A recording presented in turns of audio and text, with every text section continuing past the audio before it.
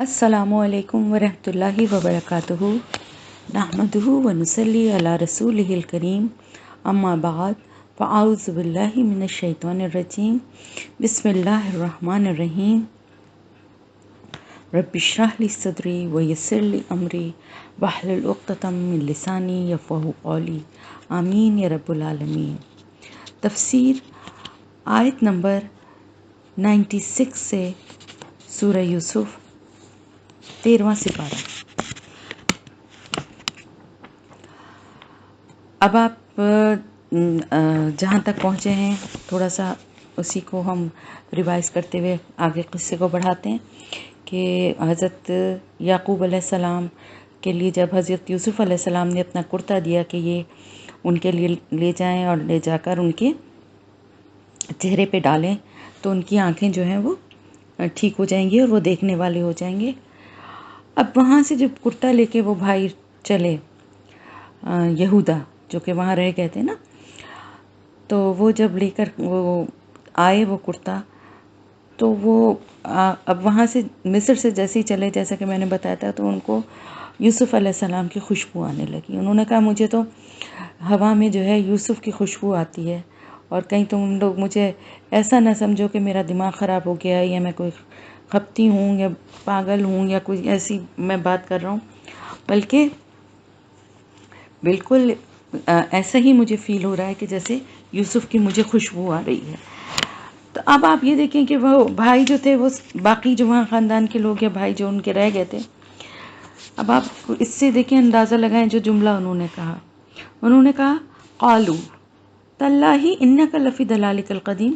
بے شک اللہ کی قسم بے شک آپ اپنے اسی پرانے خفت میں ہیں۔ یعنی اس کا مطلب ہمیں اس سے یہ پتہ چلتا ہے کہ ایسے ہی صرف وہ حضرت یوسف علیہ السلام کو صرف خوبصورتی کی وجہ سے ہی نہیں چاہتے تھے، بلکہ یوسف علیہ السلام جس طرح باپ کی عزت اور ان کی قدر کرتے تھے اور جس طرح باپ کے ساتھ پیش آتے تھے عزت و احترام اور محبت سے، باقی بھائی جو تھے وہ اس طرح سے نہیں کرتے تھے، بلکہ کس طرح ان سے بات کر رہے تھے، جبکہ حضرت یعقوب علیہ السلام جو ہیں وہ پیغمبر تھے، اور پیغمبر کے علاوہ باپ بھی تھے ان اپنے بیٹوں کے، تو بیٹوں کو پیغمبر کے لحاظ سے بھی اور باپ کے لحاظ سے بھی ان کی بہت عزت و تکریم کرنی چاہیے تھی۔ لیکن ایسا اس بات سے اندازہ ہوتا ہے کہ ان کے باپ کی اتنی کوئی ضعیف ہو گئے تھے، اور شاید اب وہ اتنے ایسی ایکٹیو اس میں نہیں تھے، تو ان کی وہ عزت اور وہ وقت بھائیوں کی نظر میں نہیں رہی تھی، اور اسی لیے حضرت یعقوب علیہ السلام بھی ان کی جو جس طرح کی ان کی باتیں اور ان کی حرکتیں تھیں اس سے مایوس تھے، تو انہوں نے بھی اسی لیے یہ بات کہی تھی، ورنہ اگر نیک اور فرما بردار اولاد ہوتی تو وہ کہتے کہ بھائی مجھے ایسا فیل ہو رہا ہے اور میرا اندازہ غلط نہیں ہو سکتا، مجھے اللہ تعالیٰ کی طرف سے ایسا مجھے فیلنگ آ رہی ہے، تو بیٹوں کو بھی وہ بھی یہ بات کہتے، وہ بھی یہ نہیں کہتے کہ تم مجھے کہیں بہکاوا نہ سمجھو،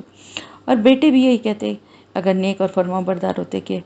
اور دل رکھنے کے لیے باپ کا کہتے۔ بعض دفعہ دیکھیں نا ایسا ہوتا ہے کہ پتہ ہوتا ہے انسان کو کہ باپ جس چیز کی خواہش کر رہا ہے، یا کسی ایسے رشتے یا کسی ایسی اس کی جس کے بارے میں بیٹوں کو اولادوں کو پتہ ہوتا ہے۔ اکثر آپ نے دیکھا ہوگا کہ جب بہت ضعیف ہو جاتے ہیں لوگ اپنی فیملیز میں بھی، تو کسی کی اگر کوئی ڈیتھ کی یا کوئی ایسی بری خبر ایکسیڈنٹ کی اگر آتی ہے تو وہ اپنے والدین کو نہیں بتاتے، مناسب موقع کا انتظار کرتے ہیں کہ جس وقت وہ ذرا دیکھتے ہیں کہ اس وقت یہ ہلکے انداز میں بتاتے ہیں، پوری بات ایک ساتھ نہیں بتاتے کہ جتنی وہ برداشت کر سکیں۔ تو بیٹے پلٹ کے کیا کہہ رہے ہیں کہ ہم تو آپ کو لگتا ہے وہی پرانا آپ کو دوبارہ سے خط ہے، کیونکہ وہی بات ہے کہ حضرت یوسف علیہ السلام سے ان کی حسد جو تھی وہ ایک بہت بڑی وجہ تھی اس کی۔ اب آگے ہم چلتے ہیں۔ فلما پھر جب انجا یہ کہ آ گیا البشیر خوشخبری دینے والے، خوشخبری دینے والا، القاہو اس نے ڈالا اسے، کس کو؟ کرتے کو، علی وجہ ہی اوپر اس کے چہرے کے، فرتدا تو ہو گیا وہ بصیرہ دیکھنے والا، قالا اس نے کہا علم کیا نہیں، اقل میں نے کہا تھا لکم تمہیں، انی بے شک میں عالم میں جانتا ہوں، من اللہ اللہ کی طرف سے، ما جو لا تعلمون تم نہیں جانتے۔ اب کیا ہوا، وہی جو ان کے بیٹے تھے جو رک گئے تھے وہاں، اور وہ پھر وہ کرتا لے کے حضرت یوسف علیہ السلام کا جن کا نام یہودا بتایا جاتا ہے جو سب سے بڑے بیٹے تھے، انہوں نے لا کے وہ کرتا اپنے باپ کے چہرے کے اوپر جس طرح کہ حضرت یوسف علیہ السلام نے ان سے کہا تھا اس طرح ڈال دیا، اور اس کرتے کے ڈالتے ہی ان کی جو ہے بینائی جو ہے وہ واپس آ گئی۔ اب جیسی بینائی واپس آئی اور ظاہر کرتا حضرت یوسف علیہ السلام کا اس میں ان کی خوشبو تھی، تو انہوں نے کہا، حضرت یعقوب علیہ السلام نے کہا اپنے بیٹوں سے کہ دیکھو میں نے کیا تم سے نہیں کہا تھا کہ اللہ تعالیٰ کی طرف سے میں وہ جانتا ہوں جو تم نہیں جانتے۔ مطلب کیا تھا کہ اللہ تعالیٰ کی طرف سے مجھے جو ایک اللہ کی طرف سے ایک چیز القا ہوئی تھی، یعنی اس خواب کی تعبیر کی شکل میں، اس سے ان کو پتا تھا کہ یوسف علیہ السلام کو کوئی نقصان نہیں پہنچے گا اور وہ کسی بلند مرتبے پہ پہنچیں گے، اور اللہ کی طرف ان کا جو گمان تھا اور جو ان کا یقین تھا وہ بھی یہی کہتا تھا۔ اسی لیے جب بیٹوں نے آ کر جھوٹا قصہ سنایا یوسف علیہ السلام کے مرنے کا کہ اس کو بھیڑیا کھا گیا، تو اس وقت بھی انہوں نے صرف صبر جمیل کرنے کے لیے کہ میں اللہ کی طرف ہی وہ کرتا ہوں اور میں صبر کرتا ہوں، اور اپنے بچوں کو بھی، بیٹوں کو بھی کچھ زیادہ سخت سوچ یا برا بھلا نہیں کہا، بلکہ یہی کہا کہ بہت ایک بڑی بات ہے جس کو تم نے بڑا آسان بنا دیا اور بڑی آرام سے آ کے یہ بات کہتی۔ اور ظاہر ان کے دل کو جو تکلیف اور جو رنج تھا وہ تو اپنی جگہ تھا، باپ کا غم کہ رو رو کے ان کی آنکھوں کی بینائی چلی گئی تھی، لیکن اللہ تعالیٰ کی طرف ان کا توکل بھی تھا، امید بھی تھی کہ اللہ ان سے ضرور ملوائے گا۔ اسی بات کا انہوں نے یہاں ذکر کیا کہ میں اللہ کی طرف سے وہ بات جانتا تھا کہ میرا اللہ جو ہے وہ ضرور مجھے ملوائے گا، اور اس بات کا مجھے یقین تھا، اسی لیے میں جو ہے وہ میرے دل سے امید جاتی نہیں تھی، اور یہ بات تم لوگ نہیں جانتے تھے، اس لیے کہ تم لوگوں نے کبھی جاننے کی کوشش ہی نہیں کی۔ اور ظاہر ہے جس بات کی وجہ سے، جس خواب اور جس اشارے کی وجہ سے وہ یہ بات سمجھ رہے تھے، انہوں نے اپنے بیٹوں کو یہ بتانا مناسب بھی نہیں سمجھا کہ ورنہ وہ ڈھونڈ کے اور ان کو کوئی نقصان نہ پہنچائے۔ اور اس عرصے میں، تمام عرصے میں، حالانکہ اللہ کی طرف سے ان کو یوسف علیہ السلام کی کوئی خبر نہیں ملی، کوئی ان کو ایسا واضح پیغام نہیں ملا، لیکن ان کو اللہ پہ یقین تھا اور وہ جانتے تھے کہ اللہ پاک نے جو کچھ مطلب خواب کی شکل میں دکھایا ہے، اس کا مفہوم یہی ہے کہ یوسف علیہ السلام کو کوئی نقصان نہیں پہنچ سکتا۔ اب قالو، انہوں نے کہا، یا ابانا استغفر، بخشش مانگیے، لنا، ہمارے لیے، یعنی انہوں نے کہا ہے ہمارے ابا جان ہمارے لیے بخشش مانگیے، ذنوبنا، ہمارے گناہوں کی، انا کننا خواتین، بے شک ہم ہی تھے خطا کار۔ اب بہرحال جو بھی شیطان نے ان کے دل میں حسد اور جو بھی ایسے جذبات ڈال دیے تھے کہ وہ اپنے بھائی کے دشمن وقتی طور پہ ضرور بن گئے تھے، یا اپنے باپ کو وہ قدر و منزلت، مطلب ایک ہوتا ہے نا کہ بچے جوان ہو جاتے ہیں اور سارے معاملات اپنے ہاتھ میں لے لیتے ہیں، تو باپ کو ایک عضو معطل سمجھ کے کہ ایک بیکار چیز ہے، ان کی بات کی کیا اہمیت ہے، بولتے ہی رہتے ہیں، ان کی تو عادت ہے۔ آپ نے دیکھا ہوگا اکثر گھروں میں اس طرح کی باتیں ہوتی ہیں کہ لوگ اس طرح اپنے بڑوں کے لیے، اپنے بزرگوں کے لیے کہہ دیتے ہیں بھئی ان کی تو عادت ہی ہے، یہ تو ہر وقت ہی بولتے ہیں، یہ تو کہتے رہتے ہیں،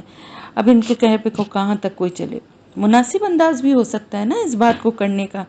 تو وہ اس طرح سے بات ضرور کر رہے تھے، لیکن بہرحال دل ان کے بھی برے نہیں تھے، اور دلوں میں یعنی وسوسہ تو ضرور شیطان نے ڈالا تھا، لیکن خود وہ شیطان نہیں بنے تھے، دل ان کے سیاہ نہیں ہوئے تھے، اپنی غلطی کا احساس بھی تھا، اور اپنی غلطی پہ فوراً ہی وہ شرمسار بھی ہوئے جب انہوں نے یہ دیکھا کہ یوسف علیہ السلام جو ہیں ان کو اللہ تعالیٰ نے کس طرح محفوظ رکھا، اور حضرت یعقوب علیہ السلام جو کہہ رہے تھے ان کی بات جو ہے وہ سچ ہے، تو وہ شرمندہ ہو گئے، اور انہوں نے کہا کہ اے ہمارے ابا جان ہمارے لیے بخشش مانگیے اللہ سے۔ تو دیکھیں نا، اگر کوئی گناہ ہو جاتا ہے، کوئی غلطی ہو جاتی ہے، کوئی خطا ہو جاتی ہے، تو اللہ سے تو معافی مانگنی ہی ہوتی ہے، لیکن اگر بندوں سے کوئی معاملہ ہوتا ہے، اس سے ہمیں یہ بھی پتہ چل رہا ہے نا، دیکھیں تو اس معاملے کو بندوں سے بھی معافی مانگنا چاہیے۔ دیکھیں حضرت یوسف علیہ السلام سے بھی ان کے بھائیوں نے معافی مانگی، تو یہاں پر انہوں نے کہا، اب اپنے باپ کی بزرگی کا احساس ہوا انہیں، اور انہوں نے کہا کہ ایک تو باپ ہیں، ظاہر ہے ان کی دعا میں اثر ہے، پھر پیغمبر ہیں، تو انہوں نے کہا ہمارے لیے آپ مغفرت مانگیے اللہ سے، کیونکہ ہم تو واقعی ہم ہی خطا کار تھے، ہمارا ہی قصور ہے، جو کچھ بھی کیا وہ ہماری غلطی تھی، ہمیں ایسا نہیں کرنا چاہیے تھا. شرمندہ ہوئے اور ڈٹائی نہیں دکھائی، اڑے نہیں رہے، اپنی غلطی پہ جمے نہیں رہے، بلکہ فوراً معافی مانگنے کے لیے اپنے باپ سے کہا. تو دیکھیں، غلطی یا گناہ ہو جانا یہ انسان کی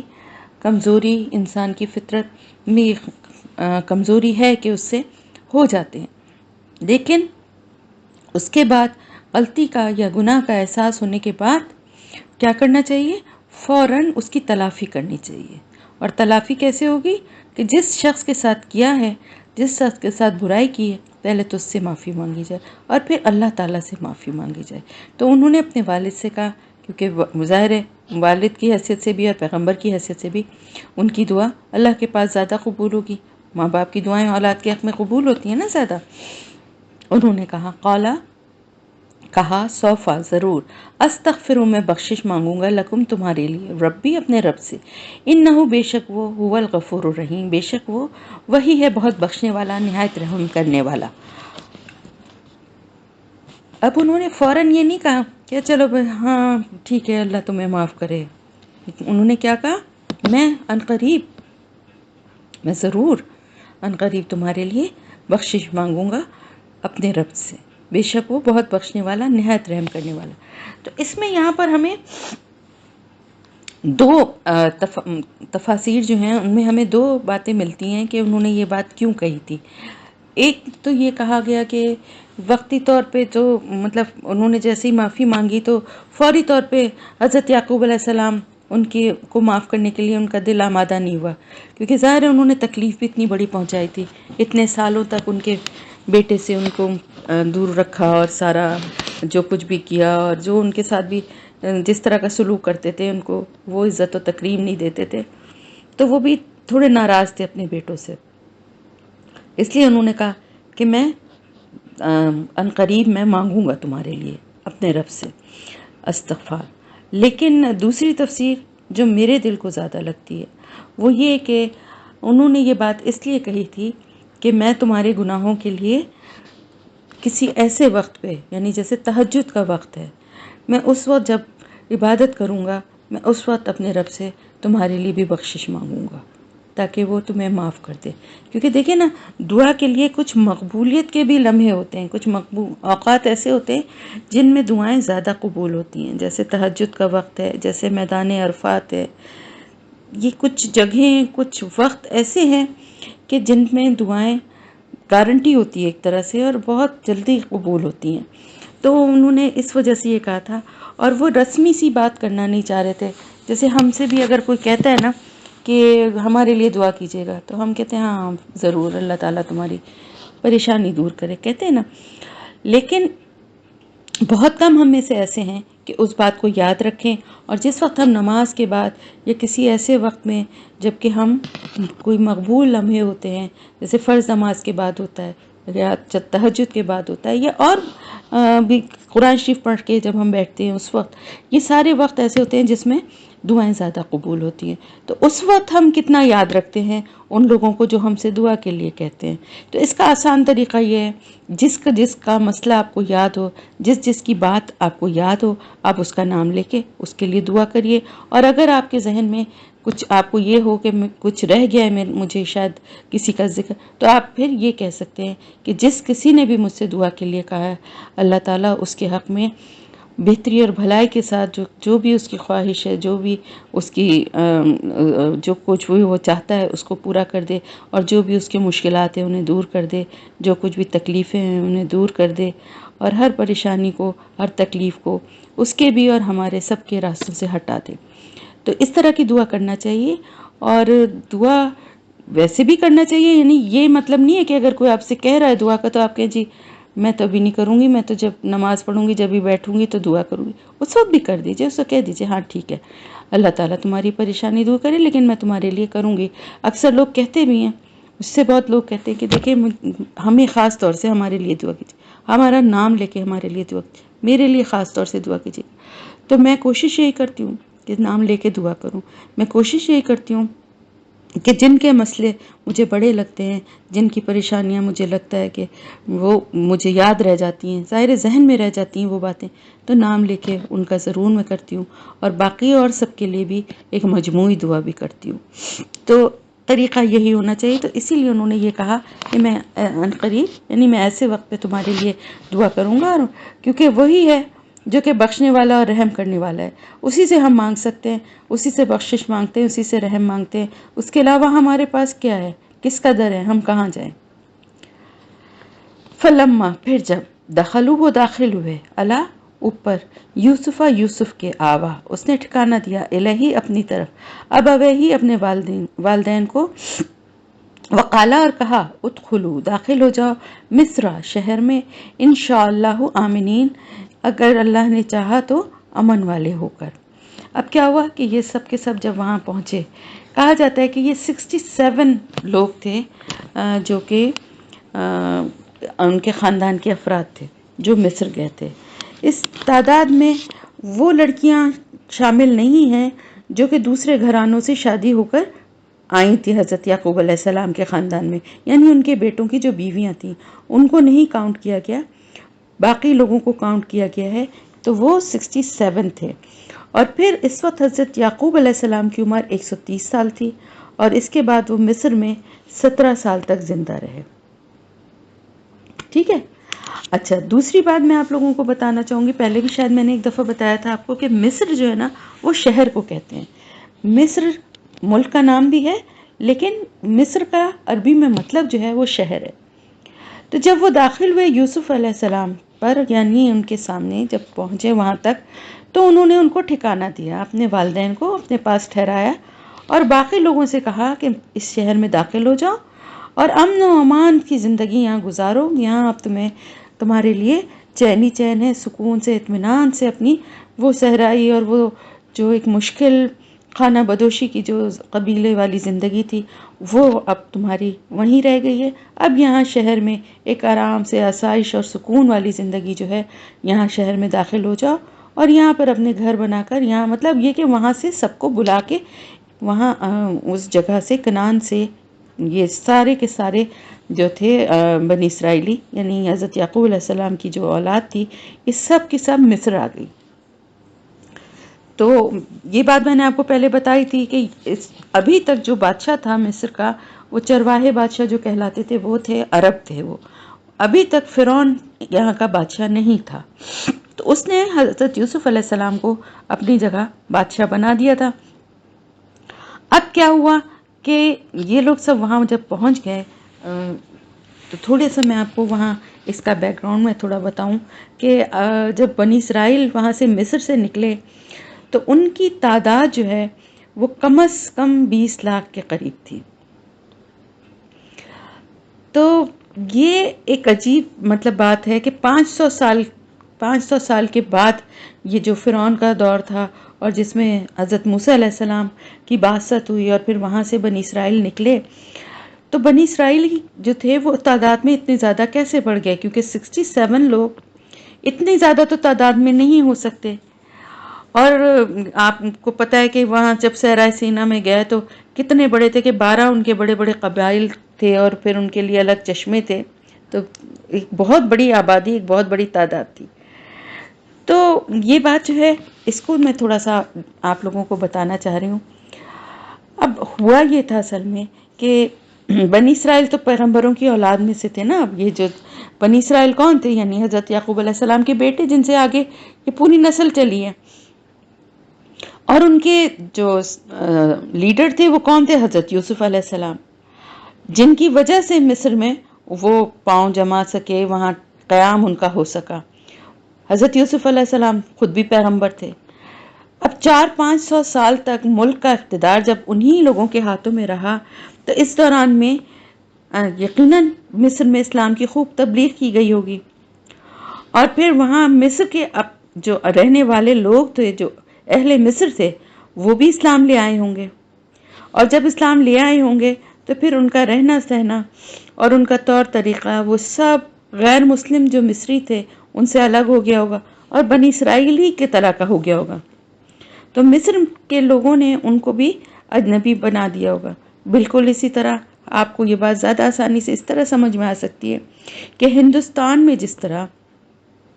عرب لوگ جو ہیں، یعنی محمد بن قاسم کے ذریعے جو عرب لوگ ان کے ساتھ آئے تھے وہ یہاں رہے اور اسلام یہاں پھیلا. اب ان عرب لوگوں کے ان کی تبلیغ اور ان کی کوششوں سے جو لوگ اسلام لے آئے وہ مسلمان ہو گئے. تو اب وہاں رہنے والے تو وہ ہندوستان کے ہی تھے نا، لیکن ان مسلمانوں کو اب وہاں کے ہندوستان والے اپنا مانتے نہیں ہیں. آپ کی بات سمجھ میں آ رہی ہے نا؟ آپ کو مصر کی فرعون کے دور کی سچویشن اب آپ اس طرح سے سمجھیں گے تو زیادہ اچھے سے سمجھ میں آئے گی کہ جو لوگ عرب سے آئے تھے وہ تو تعداد میں تھوڑے ہی تھے نا، لیکن جو مسلمان ہوئے بہت بڑی تعداد. وہ سب جو مسلمان ہیں نا، آج جو آپ کو اتنی بڑی تعداد مسلمانوں کی ہندوستان اور پاکستان میں نظر آتی ہے، ان میں سے بہت تھوڑے سے ہیں جو وہ اس عرب نسل سے چل کے آ رہے ہیں. ان میں صرف وہ جو سید ہیں یا صدیقی ہیں، فاروقی ہیں، ان میں بھی بلکہ شادیاں ہوئیں اور لڑکیاں آئیں تو وہ بھی مکس ہو گئے ایک طرح سے. تو کہنے کا مقصد کیا ہے کہ یہ سب لوگ پھر کون تھے؟ یہ سب لوگ وہی تھے جو ہندوستان میں رہتے تھے اور اس سے پہلے ہندو کہلاتے تھے، لیکن اسلام لانے کے بعد وہ ان عرب مسلمانوں کے ساتھ مسلمان کہلائے جانے لگے اور باقی کے جو ہندو تھے وہ ہندو رہ گئے.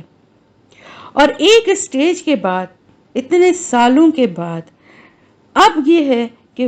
اسی ملک کے رہنے والے ہندو جو ہیں ان مسلمانوں کو اپنے ملک میں برداشت نہیں کرتے. کہتے ہیں یہ جائیں یہاں سے، یہ یہاں کے نہیں ہیں، یہ تو مسلمان ہیں، یہ جائیں.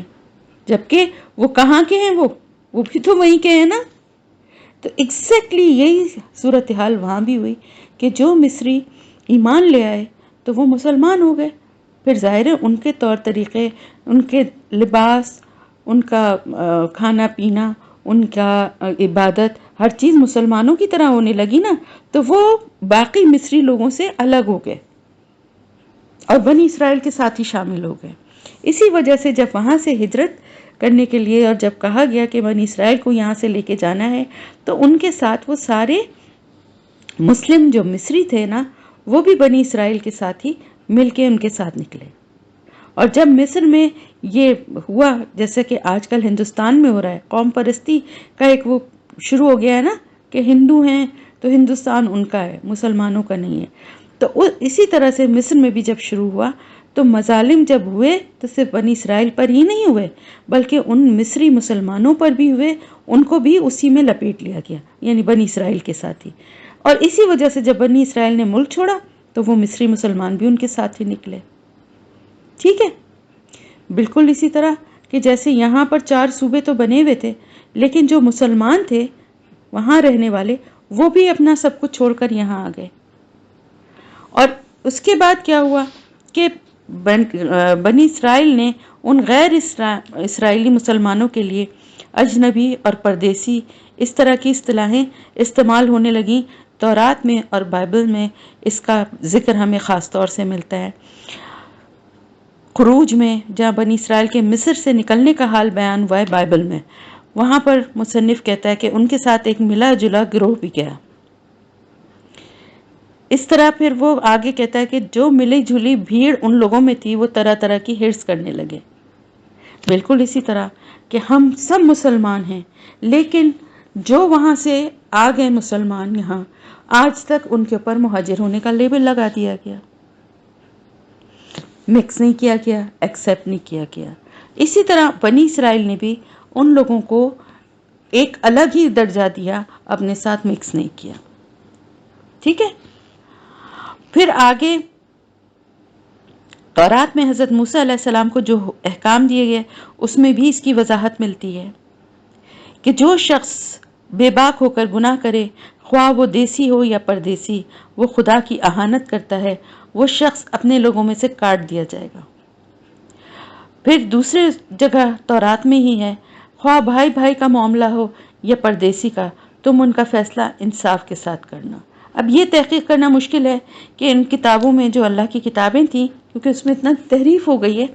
غیر اسرائیلیوں کے لیے اصل میں کیا لفظ استعمال کیا گیا تھا، ترجمہ اس کا پردیسی بنا ہے. ٹھیک ہے، جس طرح سے یہاں پر مہاجر بن گیا ہے، ایک لیبل لگ گیا ہے نا.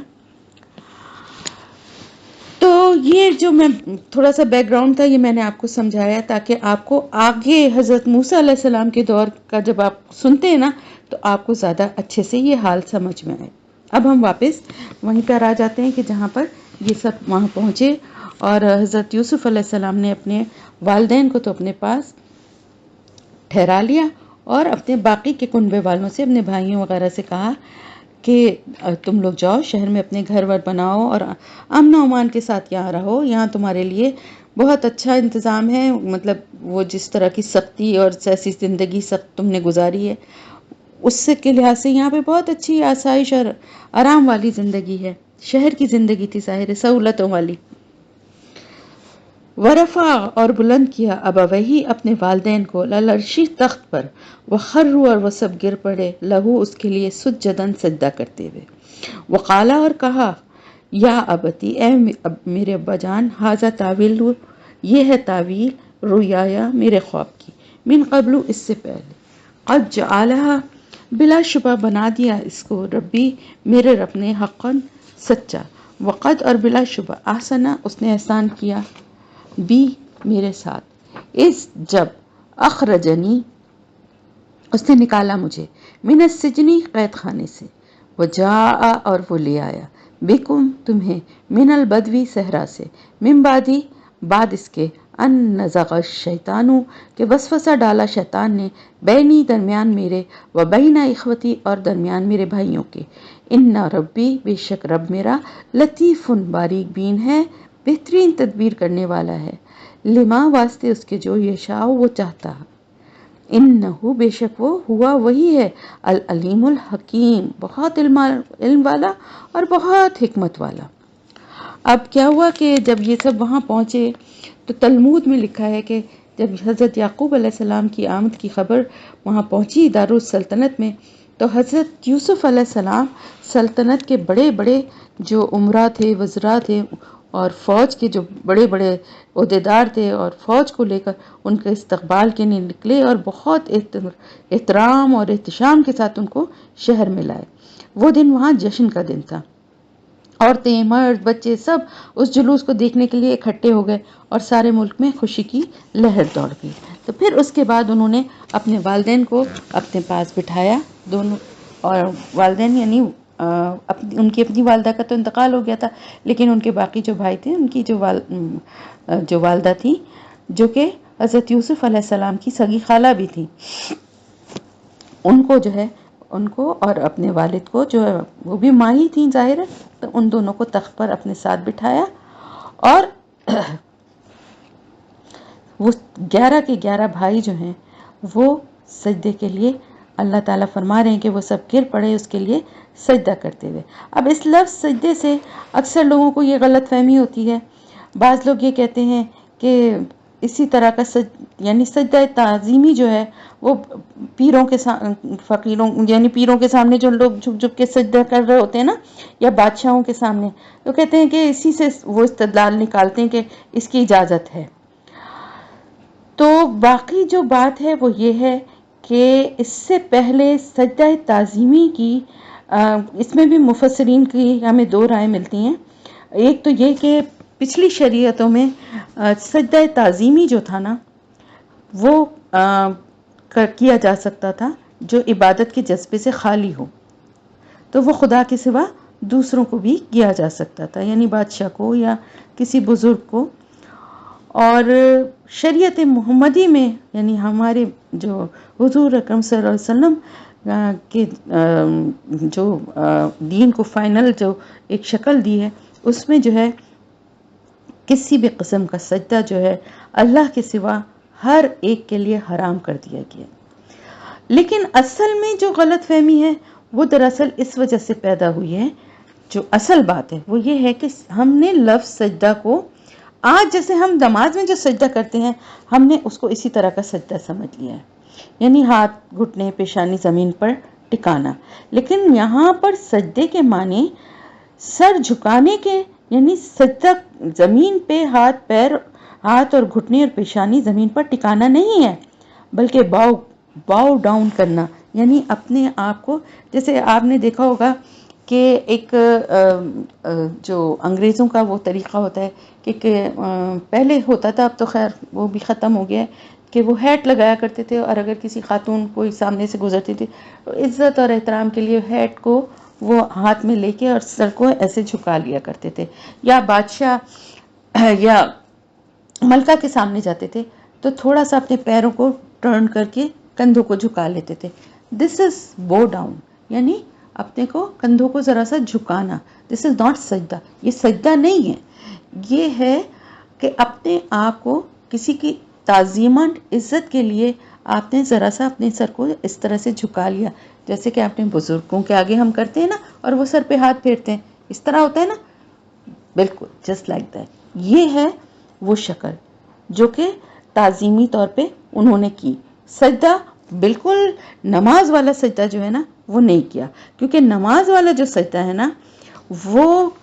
کبھی بھی کسی بھی شریعت میں کسی بھی دور میں اللہ کے سوا یہ جو ہے کسی کے لیے جائز نہیں، نہ آج ہے اور نہ کبھی تھا، ہو ہی نہیں سکتا. اللہ کے سوا کسی کو، آپ صلی اللہ علیہ وسلم نے فرمایا کہ اگر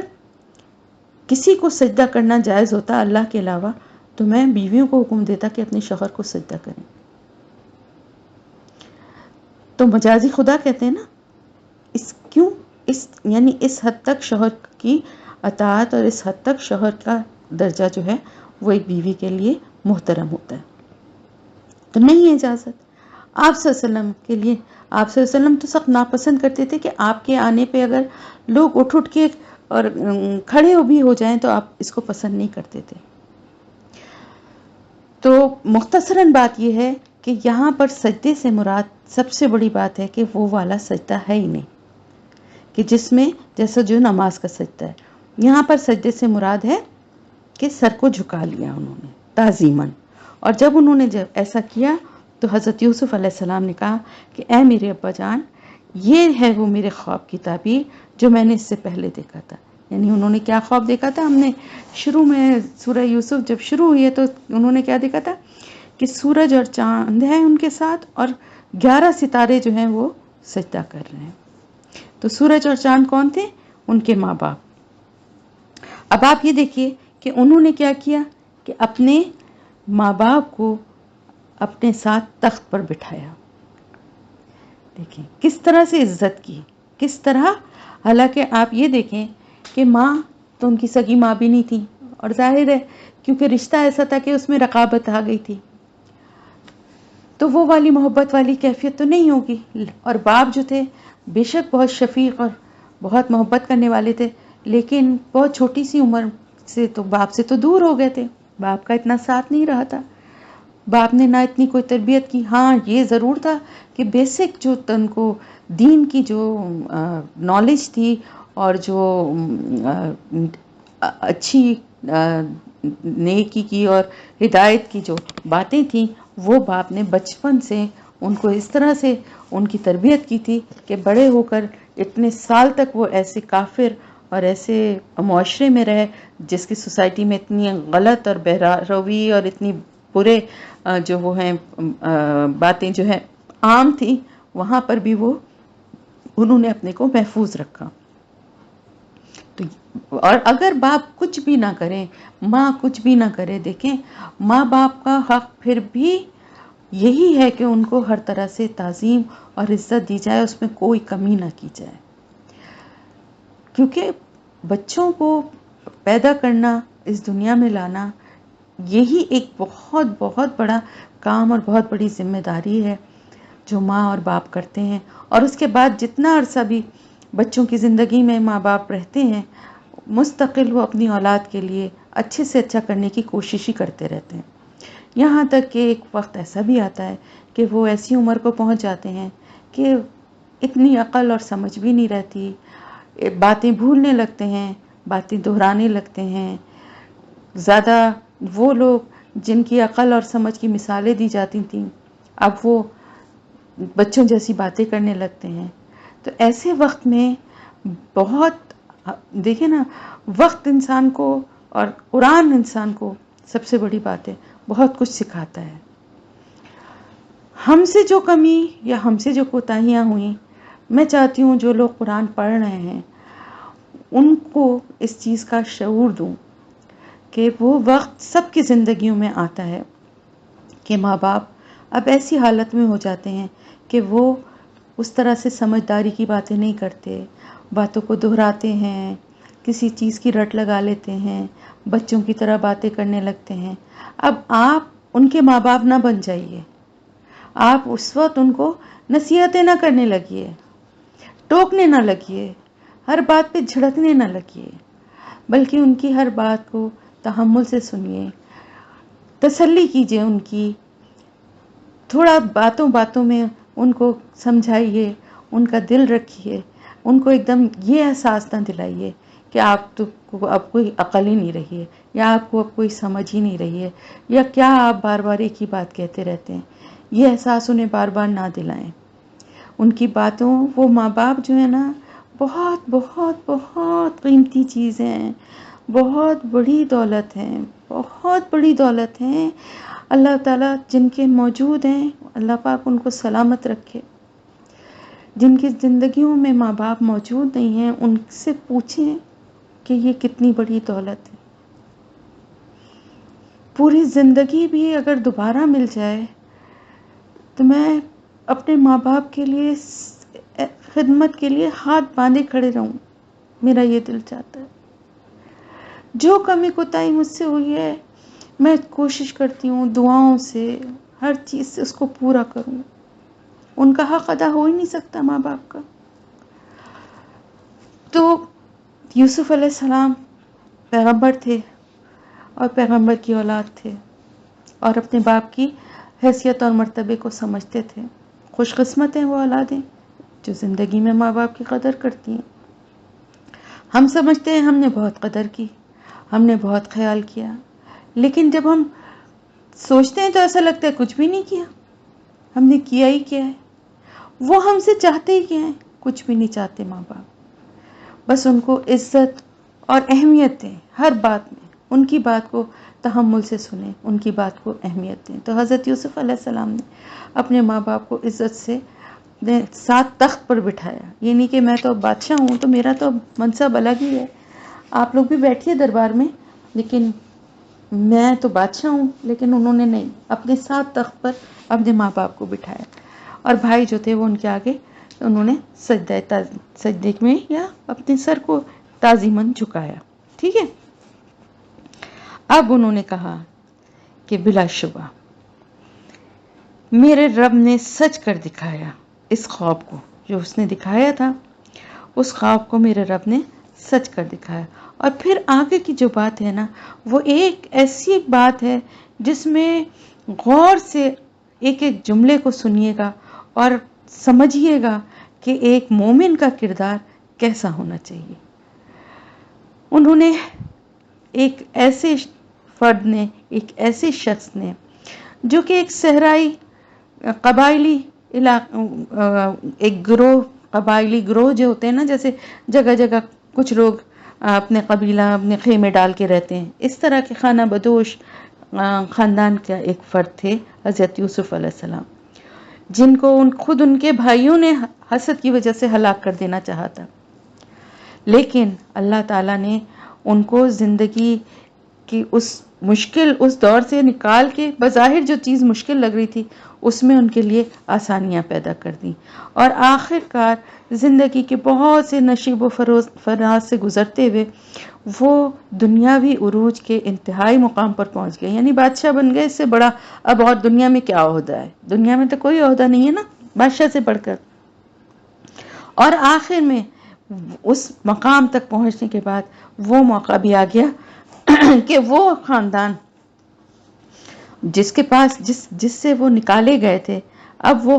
قحط زدہ پریشان حال ان کے ہی سامنے ہاتھ پھیلائے آ گئے. اور وہ حاسد بھائی بھی جو ان کو مار ڈالنا چاہتے تھے، وہ بھی ہاتھ پھیلا کر ان کے پاس آ گئے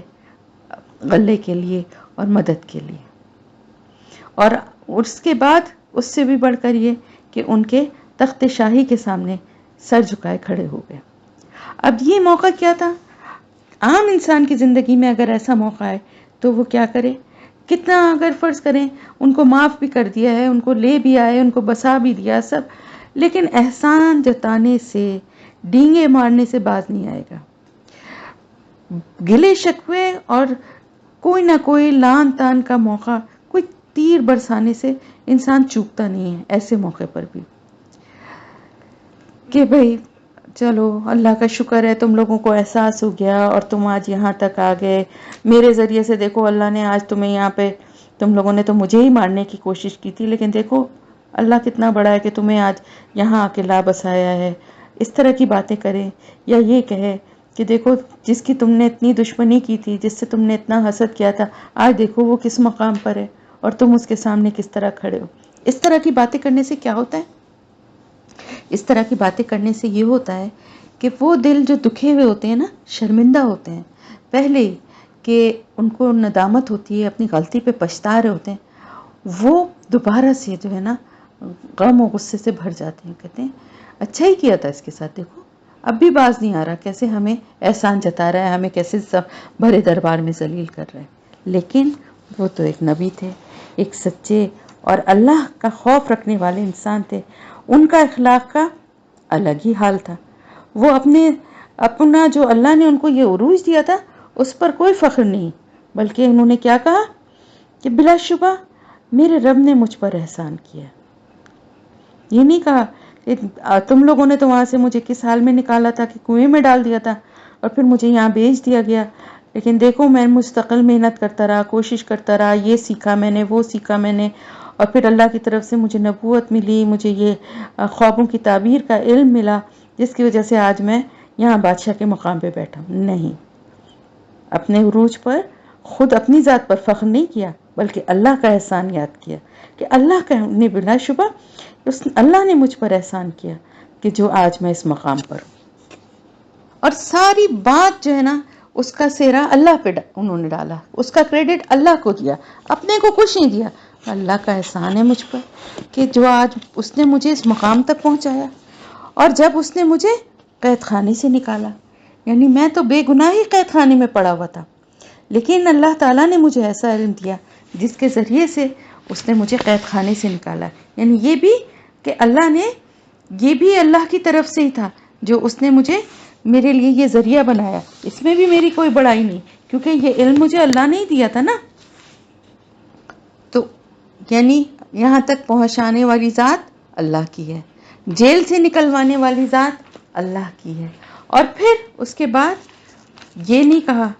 کوئی شکایت نہیں کی اپنے حاسد بھائیوں کے خلاف، ایک لفظ بھی ان شکایت کا نہیں نکالا، بلکہ اللہ کا ہی احسان یاد دلایا کہ اور اب اللہ کا ہی احسان ہے کہ وہ لے آیا تمہیں صحرا کی زندگی سے، جہاں اتنی سختیاں اور تکلیفیں تم اٹھا رہے تھے، وہاں سے تمہیں یہاں لے آیا۔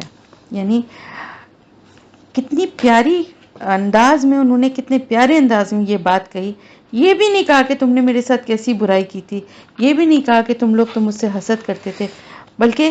یہ کہنے کے بعد کہ دیکھو کتنا اللہ کتنا مہربان ہے کہ وہ مجھے، میرے ساتھ بھی، اس نے میرے ساتھ تو یہ بھلائی کی کہ مجھے یہاں تک پہنچایا، مجھے جیل خانے سے نکالا، اور تمہارے ساتھ بھی بھلائی کی کہ تمہیں بھی صحرا سے، وہاں کی مشقت اور سخت زندگی سے نکال کر یہاں لے آیا، اور پھر ساتھ ہی ساتھ ان کی صفائی بھی خود ہی پیش کی اس طرح سے کہ یہ تو شیطان تھا جس نے میرے اور تمہارے درمیان جو ہے، میرے بھائیوں کے درمیان برائی ڈال دی تھی، یعنی میرے بھائیوں کا قصور نہیں ہے، وقتی طور پہ وہ شیطان کے بہکاوے میں آ گئے تھے۔ کتنی اچھے طریقے سے اپنے بھائی کے لیے بھی برائی کے برے پہلو کو چھوڑ کر یہ اچھا پہلو پیش کیا کہ خدا مجھے جس مرتبے پر پہنچانا چاہتا تھا اس کے لیے اس نے یہ ایک لطیف تدبیر فرمائی تھی، یعنی شیطان نے ان کو بہکایا،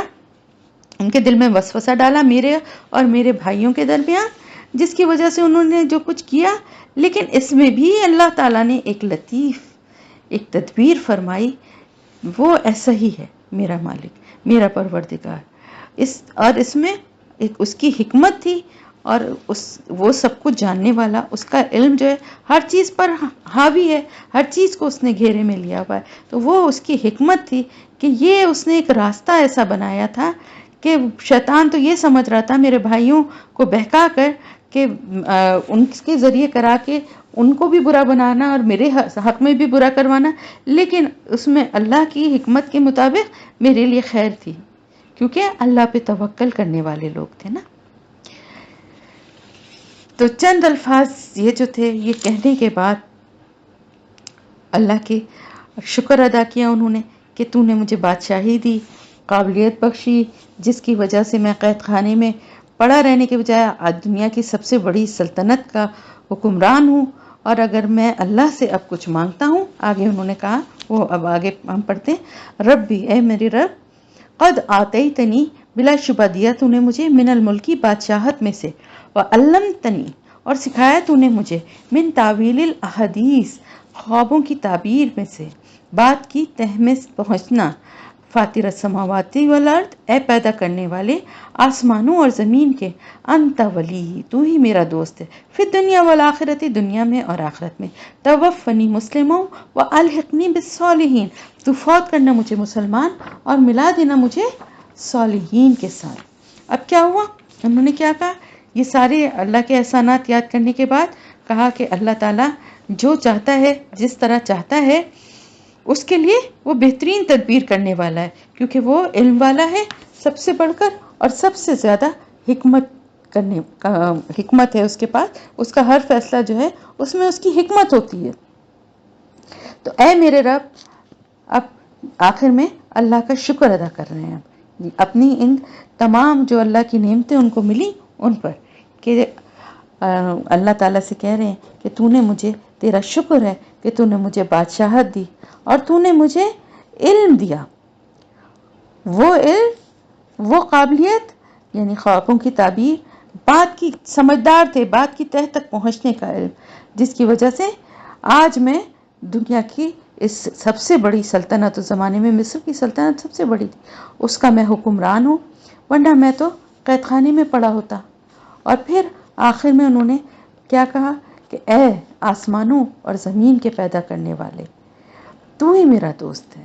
کیونکہ تو ہی تو پیدا کرنے والا ہے، تو تیرا ہی تو اختیار ہے نا سب پر، آسمانوں پر بھی اور زمین پر بھی تیری قدرت ہے، تو جو چاہے وہ کرتا ہے. تو ہی میرا ولی ہے، تو ہی میرا دوست ہے، تجھ پر ہی میں نے معاملات کو چھوڑا تھا، دنیا میں بھی اور آخرت میں بھی. تو ہی مجھے دنیا میں بھی، میرے لیے جب تک میں زندہ ہوں تیری بندگی اور تیری اطاعت، تیری غلامی پر ثابت قدم رہوں گا، اور جب اس دنیا سے رخصت ہوں گا،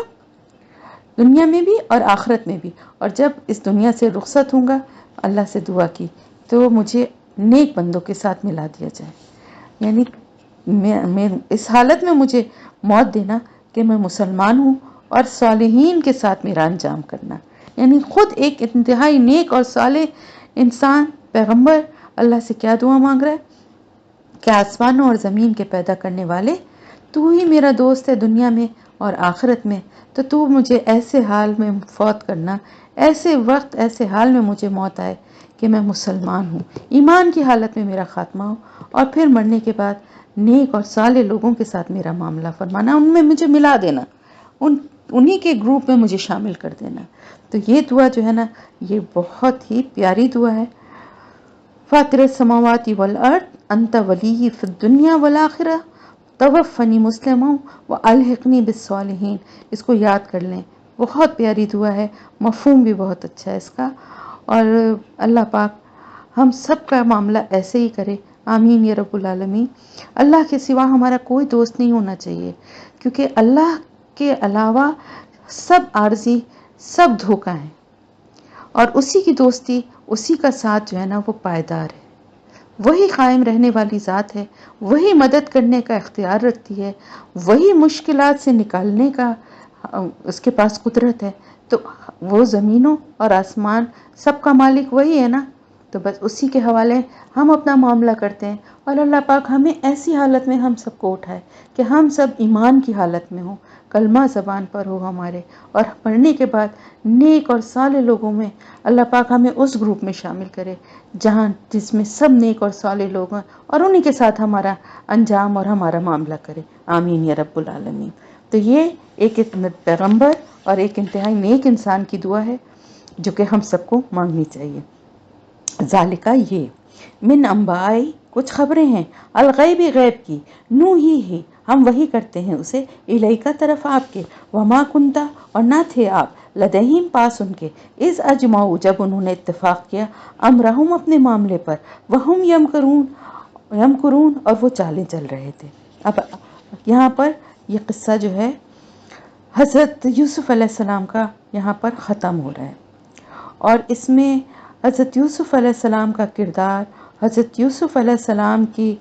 زندگی، اور حضرت یعقوب علیہ السلام اور حضرت یوسف علیہ السلام اور ان کے بھائیوں کے تعلق، اس چیز کو بہت ڈیٹیل میں بیان کیا گیا ہے۔ پوری صورت تقریباً جو ہے وہ اسی پر ہے، اور اس میں بہت گہری اور بہت کچھ سیکھنے اور سبق حاصل کرنے والی باتیں ہیں، تو ان چیزوں پہ غور کریے گا۔ اس میں سے ہو سکتا ہے دوبارہ سے میں سوال کروں۔ تو یہ آپ یہ دیکھیں، اب یہاں پر یہ قصہ ختم ہو رہا ہے، یہ بات، کیونکہ یہاں پر جو یہ قصہ تھا وہ حضور صلی اللہ علیہ وسلم سے ان لوگوں نے ڈیمانڈ کی تھی نا، پوچھا تھا کہ کیا ہے وہ قصہ بتائیں، اور اب جو قصہ قرآن نے بیان کیا ہے نا، وہ بائبل میں یا تورات میں اس طرح سے، اس انداز سے یہ واقعہ نہیں ہے۔ بہت الٹی سیدھی باتیں اس میں شامل ہیں، اور بہت ہی اپنے پیغمبروں کی بے عزتی اور بہت ہی ان کی توہین آمیز باتیں بھی ان کی کتابوں میں ایڈ کر دی گئی ہیں۔ تو اس لیے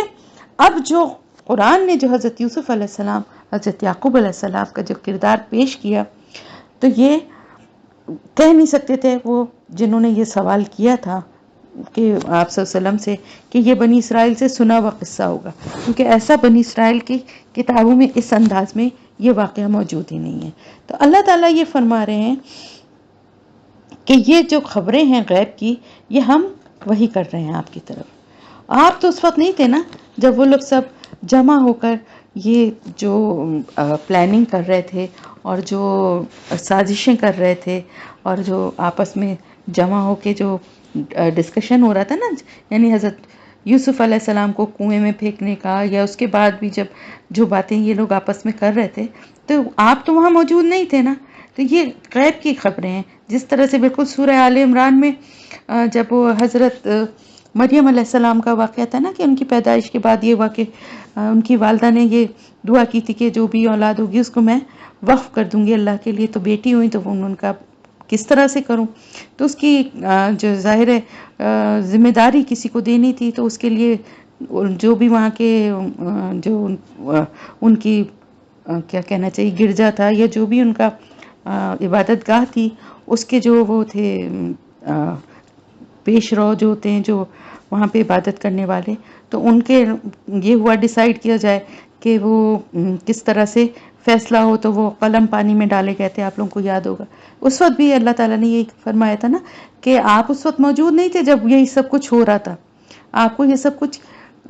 کس طرح سے پتہ چل رہا ہے؟ اللہ پاک آپ کی طرف وحی کر رہا ہے، تو آپ کو اس لیے معلوم ہو رہا ہے، آپ وہاں تو موجود نہیں تھے۔ اسی طرح سے اللہ تعالیٰ یہاں بھی فرما رہا ہے کہ یہ غیب کی خبروں میں سے ہیں، یعنی اس کے بارے میں کوئی نہیں جانتا۔ اتنی تفصیل سے تو بنی اسرائیل بھی نہیں جانتے تھے، کیونکہ ان کی اپنی کتاب میں بھی اتنی تفصیل موجود نہیں تھی، اور جو بہت ساری باتوں کو انہوں نے چینج کر کے اس کو بہت بدل کے بہت غلط انداز میں بھی بیان کیا ہوا تھا، تو یہ کسی کو بھی نہیں پتا تھی۔ یہ واقعہ جس طرح احسن القصص، یعنی قصوں میں سب سے بہترین قصہ اس کو کہا گیا ہے، سورہ یوسف کو، یعنی حضرت یوسف علیہ السلام کے قصے کو احسن القصص کہا گیا ہے۔ اتنی خوبصورتی سے، اتنے اچھے انداز میں اپنے پیغمبر کا کردار اور اس کی زندگی کے واقعات جس طرح قرآن نے بیان کیے، اللہ تعالیٰ نے وحی کے ذریعے بتایا، وہ اللہ تعالیٰ فرما رہے ہیں کہ یہ کسی کو بھی نہیں پتا تھا، یہ تو غیب کی خبریں ہیں، اور ہم وہی کر رہے ہیں اے محمد صلی اللہ علیہ وسلم آپ کی طرف۔ آپ تو وہاں موجود نہیں تھے جب وہ لوگ سازشیں کر رہے تھے جمع ہو کے کسی معاملے پر، اور آپس میں اجمعو یعنی متفق ہوئے تھے کسی ایک فیصلے پر. تو اور وہ چالیں چل رہے تھے یعنی سازشیں کر رہے تھے. وما اور نہیں اکثر الناس اکثر لوگ، ولو اور اگرچہ ہرستہ بمومنین اگرچہ حرص کریں آپ ایمان لانے والے. یعنی اے نبی آپ نے تو بہت اچھا جواب، انہوں نے ایک سوال کیا تھا جس کا ہم نے مفصل جواب دے دیا ہے، لیکن اس کا یہ مطلب نہیں ہے کہ اس قدر عمدہ اور اتنا اچھا اور خوبصورت جواب پا کر وہ لوگ ایمان بھی لے آئیں گے. نہیں، ایسا نہیں ہوگا. ان میں سے اکثر لوگ آپ کتنی بھی حرص کریں، کتنی بھی خواہش رکھیں، لیکن وہ ایمان لانے والے نہیں ہیں، کیونکہ ہر دھرمی پہ اترے ہوئے ہیں نا، جانتے بوجھتے انکار کرنے والے ہیں. تو صرف آپ کو زج کرنے کے لیے اس طرح کے سوالات کرتے تھے کہ جیسے آپ کا امتحان لے رہے ہیں. اگر لے رہے ہیں تو پھر آپ کو جب جواب خاطر خواہ مل گیا تو پھر کیا ہونا چاہیے؟ پھر ایمان بھی لے آنا چاہیے نا. تو وہ نہیں لاتے تھے. تو اللہ تعالیٰ فرما رہے ہیں کہ یہ آپ کتنا بھی خواہش رکھیں دل میں، کتنا بھی لالچ رکھیں، آپ صلی اللہ علیہ وسلم تو بہت بہت چاہتے تھے نا کہ سب ایمان لے آئیں. اللہ تعالیٰ فرما رہے ہیں اکثر لوگ ان میں سے ایمان لانے والے نہیں ہیں. ان کی ہر دھرمی کا الگ عجیب ہی حال ہے.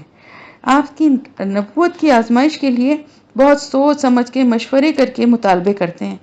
اور پھر جب آپ صلی اللہ علیہ وسلم اسے بھری محفل میں پورا کر دیتے تھے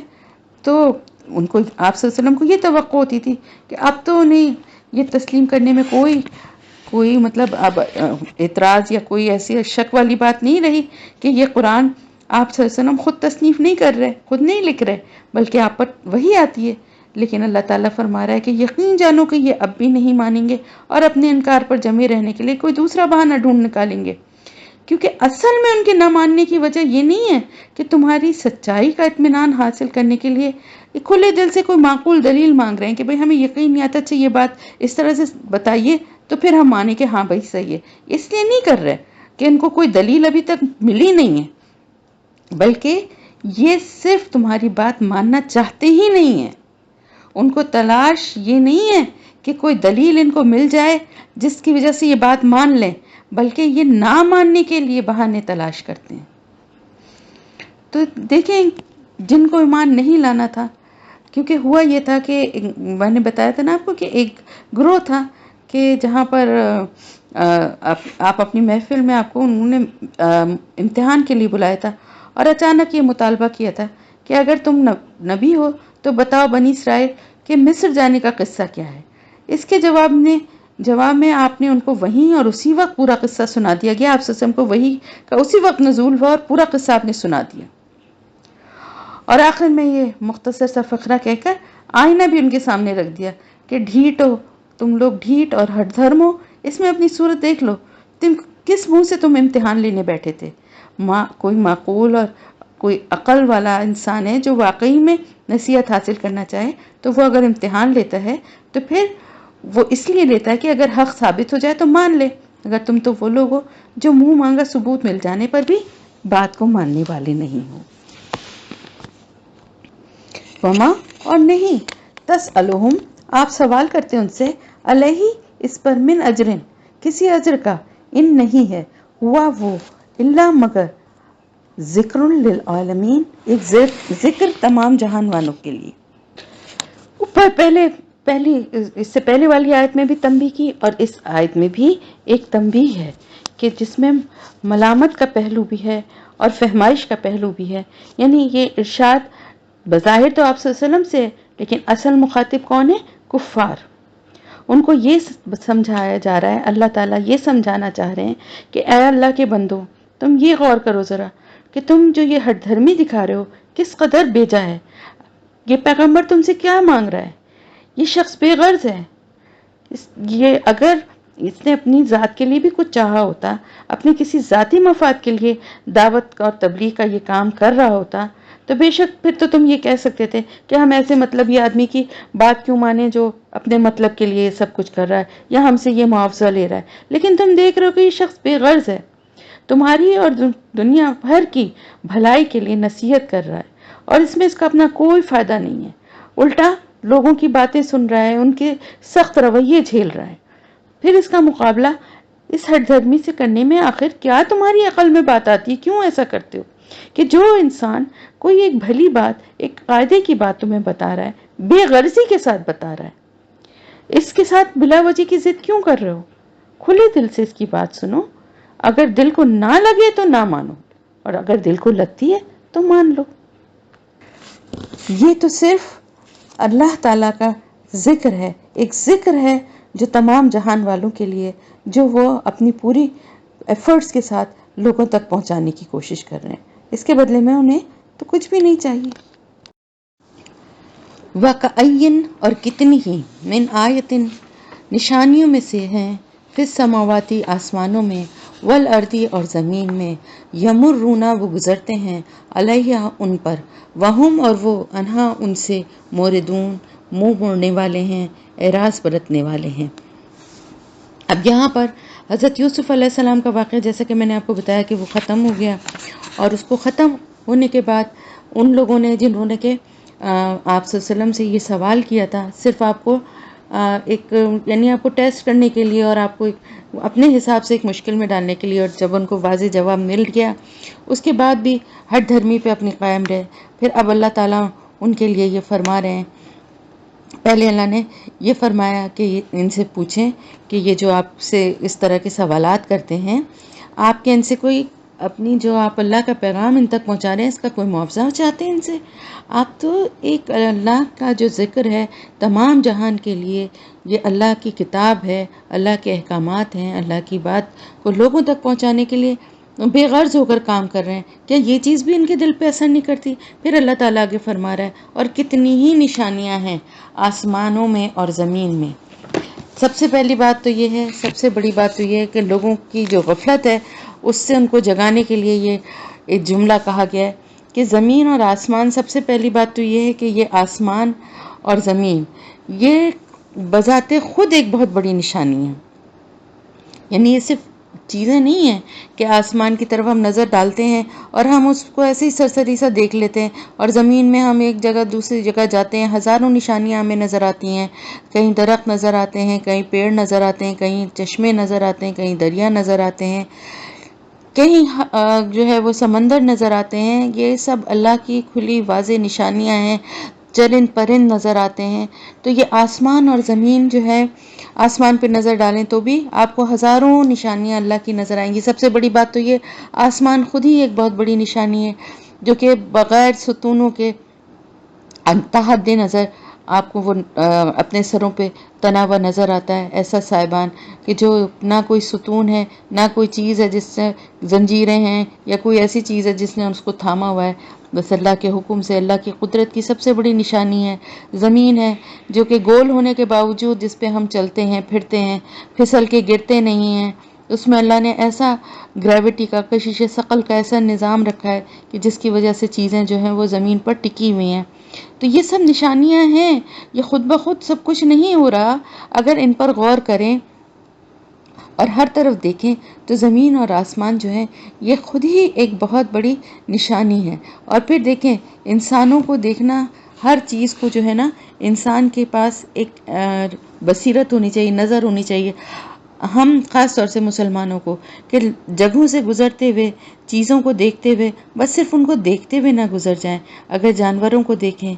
تو غور کریں کہ کیا اللہ کی قدرت ہے، کس طرح سے مختلف قسم کے جانور اللہ نے پیدا کیے ہیں، کیسے کیسے درخت ہیں، پہاڑ ہیں، اور آپ یہ دیکھیں کہ جانور ہیں اسی چارے کو کھاتے ہیں، اسی پانی کو پیتے ہیں، کوئی دودھ دیتا ہے، کوئی انڈے دیتا ہے، کسی کا اللہ نے کسی کو کسی طرح کا بنایا ہے۔ بیج کو زمین میں، وہی پھل کو ہم کھا لیتے ہیں، بیج یوزلیس ہو جاتے ہیں، بیکار ہو جاتے ہیں، ان کو زمین میں بوتے ہیں، دوبارہ اللہ پاک اپنی قدرت سے، اپنی رحمت سے اس ایک بیج سے ہزاروں پھل، ہزاروں پھول جو ہے وہ اللہ پاک اگاتا ہے۔ تو یہ سب چیزیں جو ہے نا، اور ان سب چیزوں سے وہ انسان بھی فائدہ اٹھاتے ہیں، جانور بھی فائدہ اٹھاتے ہیں۔ یہ سارا نظام جو ایک چل رہا ہے، پانی کا، کھانے کا، पौधों के उगने का, सुबह और शाम के दिनों को बदलने का, दिन और रात के, सूरज के चमकने का, फिर उसके ढलने का, फिर चांद और सितारों का निकलना, ये सारी चीज़ें, हवा का चलना, कौन सी बात है, कितनी बातें हैं, हम उस किस किस चीज़ को बयान करें। ये सब चीज़ें जो हैं ये इसीलिए हैं कि इंसान को अल्लाह ताला ने एक दिमाग भी दिया है, सिर्फ आंखें ही नहीं दी हैं बल्कि दिमाग भी दिया है। और दिमाग का काम है सोचना, और सोचने का सिर्फ यही काम नहीं है कि सिर्फ अपनी ज़रूरत को पूरे करने के लिए जो काम करने हैं उनके बारे में सोचे, बल्कि असल मकसद ये है कि आदमी हकीकत अल्लाह तक पहुँचने की जस्तजू करे, इन निशानियों के ज़रिए से गौर करे कि ये इसको बनाने वाली ज़ात कितनी बड़ी है, और उस तक पहुंचने की कोशिश करे। लेकिन होता क्या है कि इंसान इन चीज़ों को, क्योंकि आँख खोलते हुए देखते हैं हम आसमान, दिन और रात बदल रहे हैं, मौसमों का आना जाना है, और खाना पीना हर चीज़ हमें आँख खोलते ही हमें हर चीज़ मुयस्सर होती है, हम उस पर गौर ही नहीं करते, हम उसे अल्लाह की नेमत और अल्लाह की कुदरत ही नहीं समझते हैं जैसे ऐसे ही ये सारा निज़ाम चल रहा है तो बस चल रहा है, कभी गौर किया ही नहीं है। और यही गफलत जो है आहिस्ता आहिस्ता इंसान को गुमराही की तरफ ले जाती है, और दिलों पे इंसान के ऐसा जंग चढ़ जाता है कि वो डिटाई और सरकशी पे उतर आते हैं। जैसे कि इन कौमों का जिनका जिक्र हुआ उनका यही हाल हुआ कि उनकी सरकशी बढ़ते बढ़ते इतनी हुई कि दिल सख्त हो गए, दिलों पे कुफ्ल लग गए, ताले लग गए, और जंग लग गया, स्याह हो गए कि वो उसमें फिर हक और हिदायत की बात जो है उस तक पहुंच ही नहीं पाई। तो जो नबी जितने भी आए वो सब इसी दिलों के इस जंग को उतारने के लिए और इंसान की बसीरत की जो नज़र है उसको खोलने के लिए आए, और सब ने यही पैगाम दिया।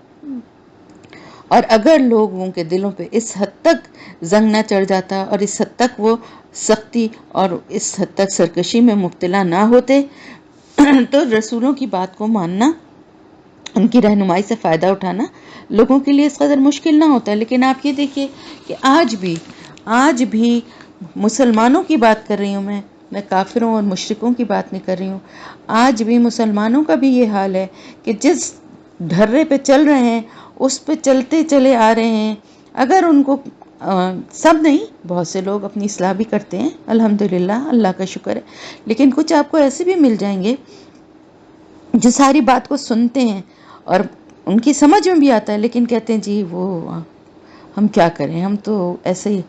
होता है, इसमें गुनाह क्या है, इसमें क्या गलत है अगर हम ऐसा कर रहे हैं। बार बार बात को फेर के वहीं ले जाते हैं कि हम अल्लाह को तो मानते हैं, हमने कब इनकार किया है, ये तो अल्लाह के नेक बंदे हैं, हम तो इनके ज़रिए से दुआ करते हैं। वही बात, वही ज़िद और वही हट धर्मी दिखा रहे हैं। तो अल्लाह ताला फरमा रहा है कि देखो ये सारी निशानियां जो नज़र आ रही हैं ज़मीन और आसमानों में, और इसके अलावा यहाँ पर यह भी इस बात से इशारा है कि उन इलाक़ों, उन बस्तियों से क्योंकि गुज़रते थे जिन इलाक़ों पे अल्लाह का अज़ाब आया था, और देखते थे उनके जो खंडरात थे और जो वहाँ पर जिस तरह की तबाही और वो सब उनको मालूम था, वो किस्से और वो बातें जो हैं अरबों में जो है नस्ल दर नस्ल चलती आ रही थी। तो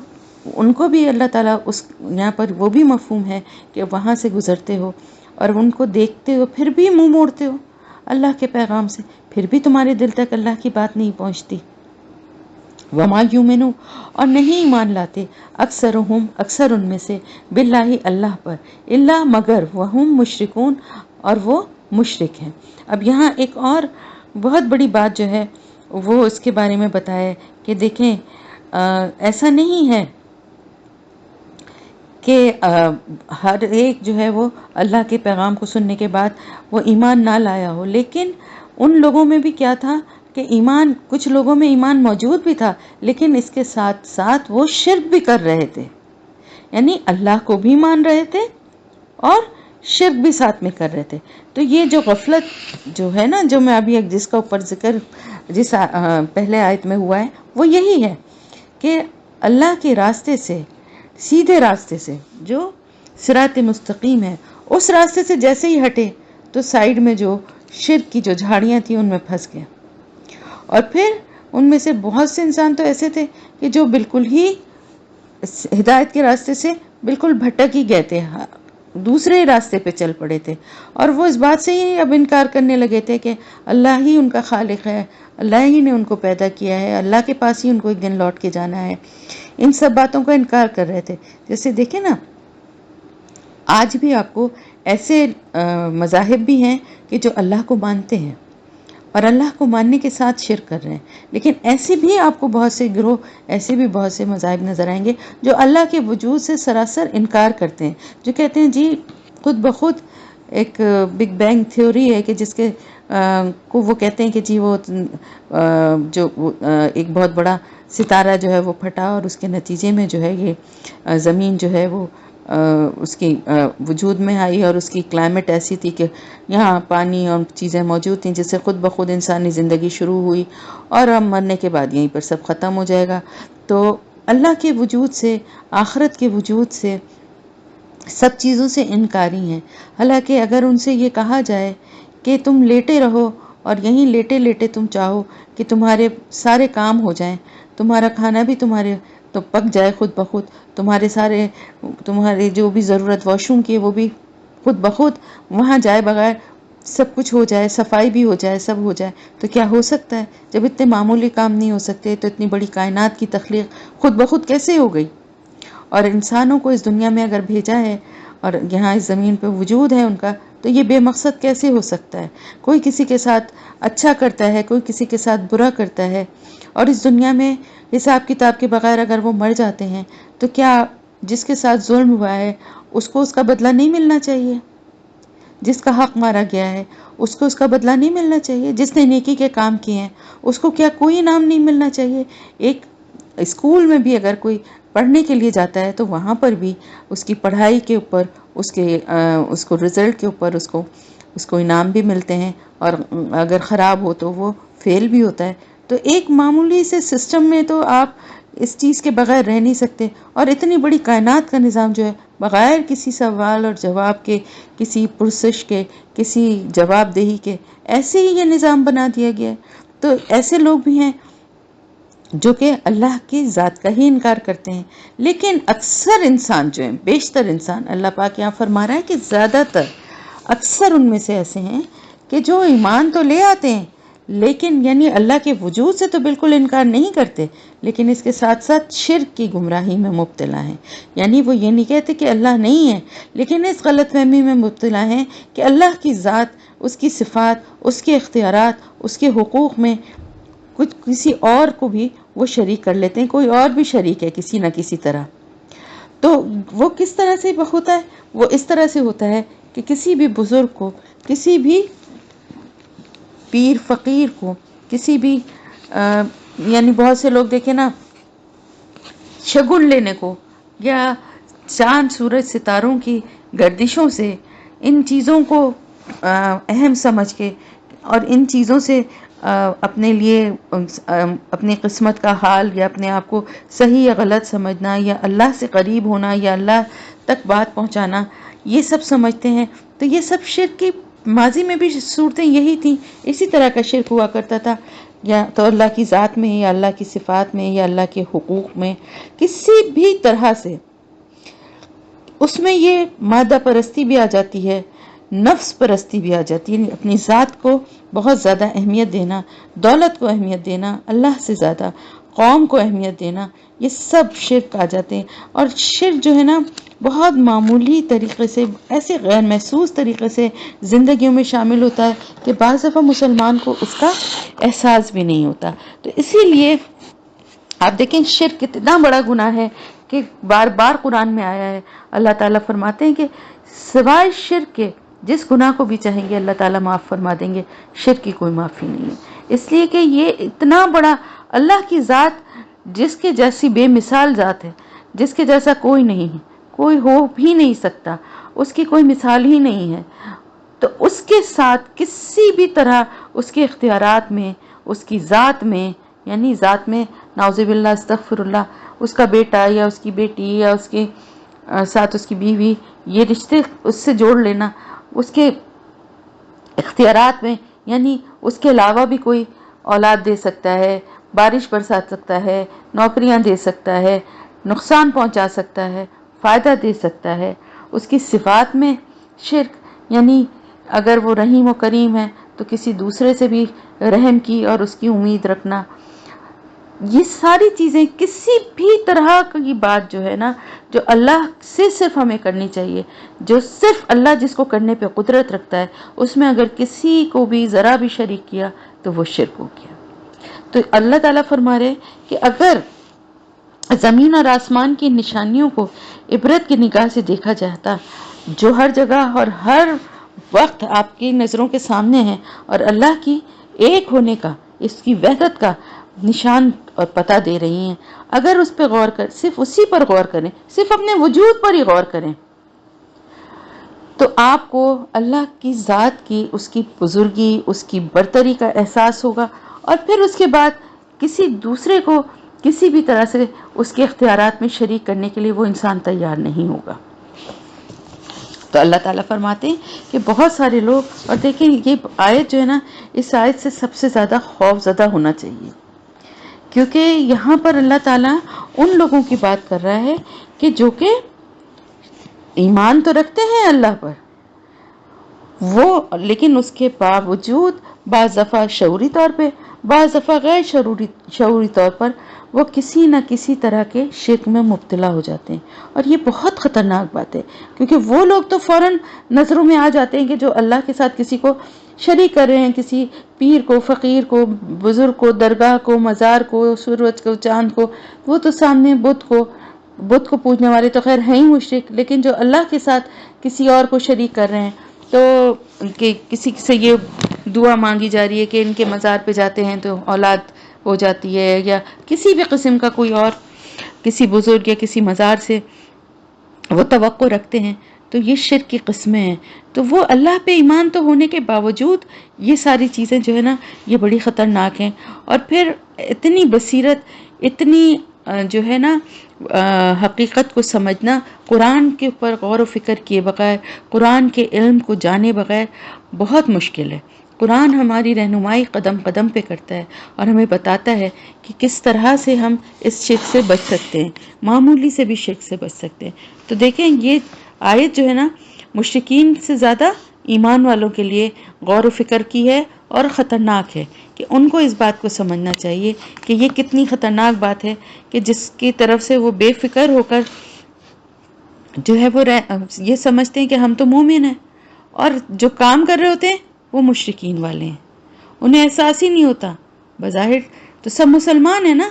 لیکن جو یہ کام کر رہے ہیں کسی بھی طرح سے، وہ کیا کر رہے ہیں؟ شرک کر رہے ہیں۔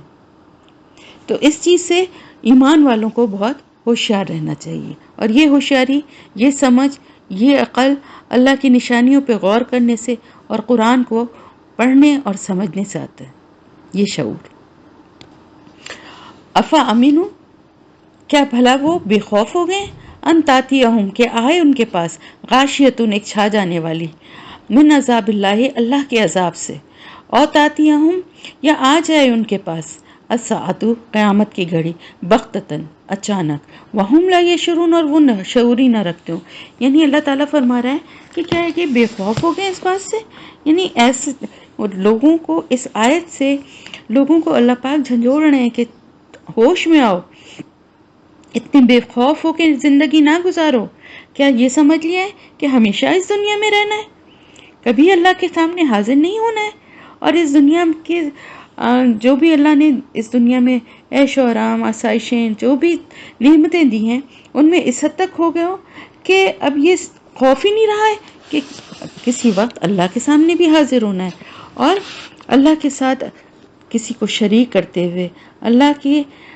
ساتھ اللہ کی نافرمانی کرتے ہوئے اتنے بے خوف ہو گئے ہو، جس سے ان قوموں پہ اچانک عذاب آئے تھے، ایسے کیا تم پر نہیں آ سکتے؟ اللہ کی طرف سے، اللہ نہ کرے اچانک، دیکھیں یہ سب بہت ساری چیزیں اللہ پاک دنیا میں دکھاتا ہے نا، بہت سارے ایسے معاملات ہوتے ہیں کہ جن سے اللہ تعالیٰ چونکانا چاہتا ہے، یاد دلانا چاہتا ہے اپنی، کہ پلٹ آئیں لوگ، اگر ابھی بھی غفلت میں ہیں تو واپس پلٹ آئیں۔ تو اللہ تعالیٰ فرما رہا ہے کہ کیا یہ بالکل بے خوف ہو گئے کہ ان کے اوپر کوئی اچانک اللہ کی طرف سے عذاب آ جائے، یا پھر قیامت کی گھڑی آ جائے جس کا کسی کو پتہ ہی نہیں ہے کہ وہ کب آنی ہے۔ تو ایسا نہ ہو کہ اچانک ایک دم قیامت آ جائے اور ان کو اس کا شعور ہی نہ ہو. کیونکہ دیکھیں کسی کے پاس بھی زندگی کے جو اللہ پاک نے جو دی ہے نا وہ ہمیشہ رہنے والی نہیں ہے. کسی کے پاس بھی ہمیشہ باقی نہیں رہے گی. اور یہ بھی کوئی نہیں جانتا کہ کب اچانک کس وقت اللہ کے سامنے اس کو پیش ہو جانا پڑے گا. اچانک سے مطلب یہ ہوتا ہے کہ ایک سیکنڈ پہلے تک بھی اس شخص کو پتہ نہیں ہوتا کہ اگلا سیکنڈ وہ اس دنیا میں نہیں ہوگا. تو یہ اچانک ہوا نا. کوئی کتنا بھی بیمار ہوتا ہے، سالوں بھی بیمار رہتا ہے، لیکن اس کو یہ تو نہیں پتا ہوتا کہ میں مر کس وقت جاؤں گا. اور جو ویسے ہی بغیر کسی بیماری کے، بغیر کسی حادثے کے مرتے ہیں، ان کو تو بالکل ہی نہیں پتا ہوتا. تو کسی کو نہیں معلوم کہ اس کی موت کا وقت کیا ہے. لیکن یہ تو سب کو پتا ہے کہ جو اس دنیا میں آیا ہے اس کو موت ایک دن آنی ہے. تو اللہ تعالیٰ فرما رہے ہیں کہ اس دنیا کی زندگی میں اتنا مت کھو جاؤ، اتنا اس کی انجوائمنٹ میں، اس کی خوبصورتی میں اتنا الجھ کے بے خوف نہ ہو جاؤ کہ تمہیں یہ خوف ہی نہ رہے کہ ایک دن اچانک موت آئے گی اور اللہ کے سامنے حاضر ہونا ہوگا اور ایک دم سے قیامت آ جائے گی. تمہیں تو اس کا شعور ہی نہیں ہوگا. ہر انسان کی قیامت تو اسی وقت آ جاتی ہے جب اس کی موت آتی ہے، کیونکہ اب اس کے اور قیامت کے بیچ میں کچھ بھی نہیں رہ جاتا نا. بس اللہ کے سامنے اس کی حاضری ہو گئی. اس کو کہتے نا، آپ صلی اللہ علیہ وسلم نے فرمایا کہ مرنے کے بعد جو ہے نا پہلی منزل جو ہے نا وہ قبر ہے. اور جو قبر کے امتحان میں پاس ہو گیا اس کی آگے کی منزل بھی آسان ہے، اور جو وہاں پکڑا گیا پھر اس کی آگے کی منزل بھی مشکل ہے. یعنی قیامت میں بھی پھر اس کے لیے عذاب یا سزا جو کچھ بھی ہے.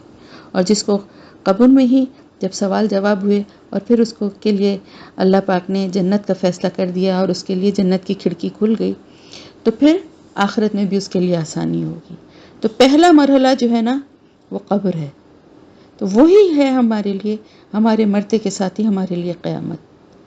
اور جس کا کسی کو اگر شعور نہیں ہے تو اس کو شعور رکھنا چاہیے، اس وقت سے ڈرنا چاہیے، اس کے لیے تیاری کرنی چاہیے. شعور نہ رکھنے کا مطلب یہ ہے کہ اس کے لیے کوئی تیاری ہی نہیں ہے اور اچانک ہو جائے. اللہ تعالیٰ فرما رہے ہیں کہ اس کا خوف نہیں ہے، اتنے بے خوف ہو گئے. قل کہہ دیجئے ہاذہی، یہ ہے سبیلی، راستہ میرا، ادعو الی اللہ، میں بلاتا ہوں اللہ کی طرف، علی بصیرتن، بصیرت کے ساتھ، انا میں، ومن اتبعنی، اور جو کوئی پیروی کرے میری، وہ سبحانک، اور پاک ہے اللہ ہی اللہ، وما، اور نہیں، انا من المشرکین، میں شرک کرنے والوں میں سے ہوں. تو اللہ تعالیٰ آپ صلی اللہ علیہ وسلم سے فرما رہے ہیں کہ کہہ دیجئے ان سے کہ یہ میرا تو یہی راستہ ہے، میں تو اسی راستے پر چلوں گا اور اللہ کی طرف بلاتا رہوں گا، کیونکہ مجھے اللہ نے اسی کام کے لیے بھیجا ہے، اور پوری بصیرت کے ساتھ. یعنی میں کوئی ایسے اندھیرے میں کوئی ٹامکٹوئیاں یا کوئی ایسے اندازے یا تکے نہیں لگا رہا ہوں، بلکہ اپنی بصیرت کے ساتھ جو اللہ تعالیٰ نے مجھے دی ہے، پوری سوچ سمجھ، پورے شعور کے ساتھ اس راستے پر خود بھی چل رہا ہوں اور اس راستے کی طرف دوسروں کو بھی بلا رہا ہوں. اور اسی طرح میرے جو پیروی کرنے والے ہیں وہ بھی کوئی ایسے اندھے بہرے نہیں ہیں کہ بس اندھا دھند جو ہے میری پیروی کیے جا رہے ہیں. دیکھیں نا، بعض دفعہ ایسا ہوتا ہے کہ جو جاہل میں ان لوگوں کو کہوں گی نا کہ جو قرآن کو نہیں سمجھتے، نہیں پڑھتے، نہیں جانتے، اور کسی بھی پیر، کسی بھی فقیر، کسی بھی ایسے اس کے دھوکے میں آ جاتے ہیں، جھانسے میں آ جاتے ہیں، اور جو کچھ بھی وہ کہتا ہے اس کی اندھی تقلید شروع کر دیتے ہیں. تو ایسا آپ صلی اللہ علیہ وسلم فرما رہے ہیں کہ میں ایسا نہیں ہے کہ میں جو ہے بغیر کسی شعور کے ساتھ بس ایسے ہی جو میرا دل چاہ رہا ہے میں وہ کر رہا ہوں، بلکہ اللہ نے مجھے جو بصیرت دی ہے اس کو کے ساتھ، عقل و شعور کے ساتھ میں اللہ کی طرف لوگوں کو بلاتا ہوں، خود بھی اسی راستے پہ چلتا ہوں. اور جو کوئی میری پیروی کرتے ہیں وہ بھی بصیرت کے ساتھ، وہ بھی سوچ سمجھ کے قرآن کو پڑھتے ہیں، سنتے ہیں قرآن کے احکامات کو، اور اللہ کے رسول صلی اللہ علیہ وسلم بھی جو بات کہتے تھے وہ قرآن کی ہی بات کہتے تھے. تو وہ پورے شعور کے ساتھ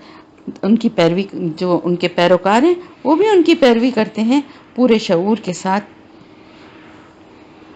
تو دیکھیں ہر دور میں، اور خاص طور سے آج کے دور میں جبکہ بہت فتنے ہیں، آج کے دور میں شعور کے ساتھ جو ہے اللہ کے راستے پہ چلنے کی بہت ضرورت ہے۔ ہمارے ہاں اکثریت لکیر کے فقیر ہیں، پیدا ہوتے ہی جو کچھ سکھا دیا گیا، جس طرح نماز رٹا دی گئی، جس طرح قرآن پڑھا دیا گیا، جس طرح روزے، ایک مسلمان گھر کا جو ماحول ہے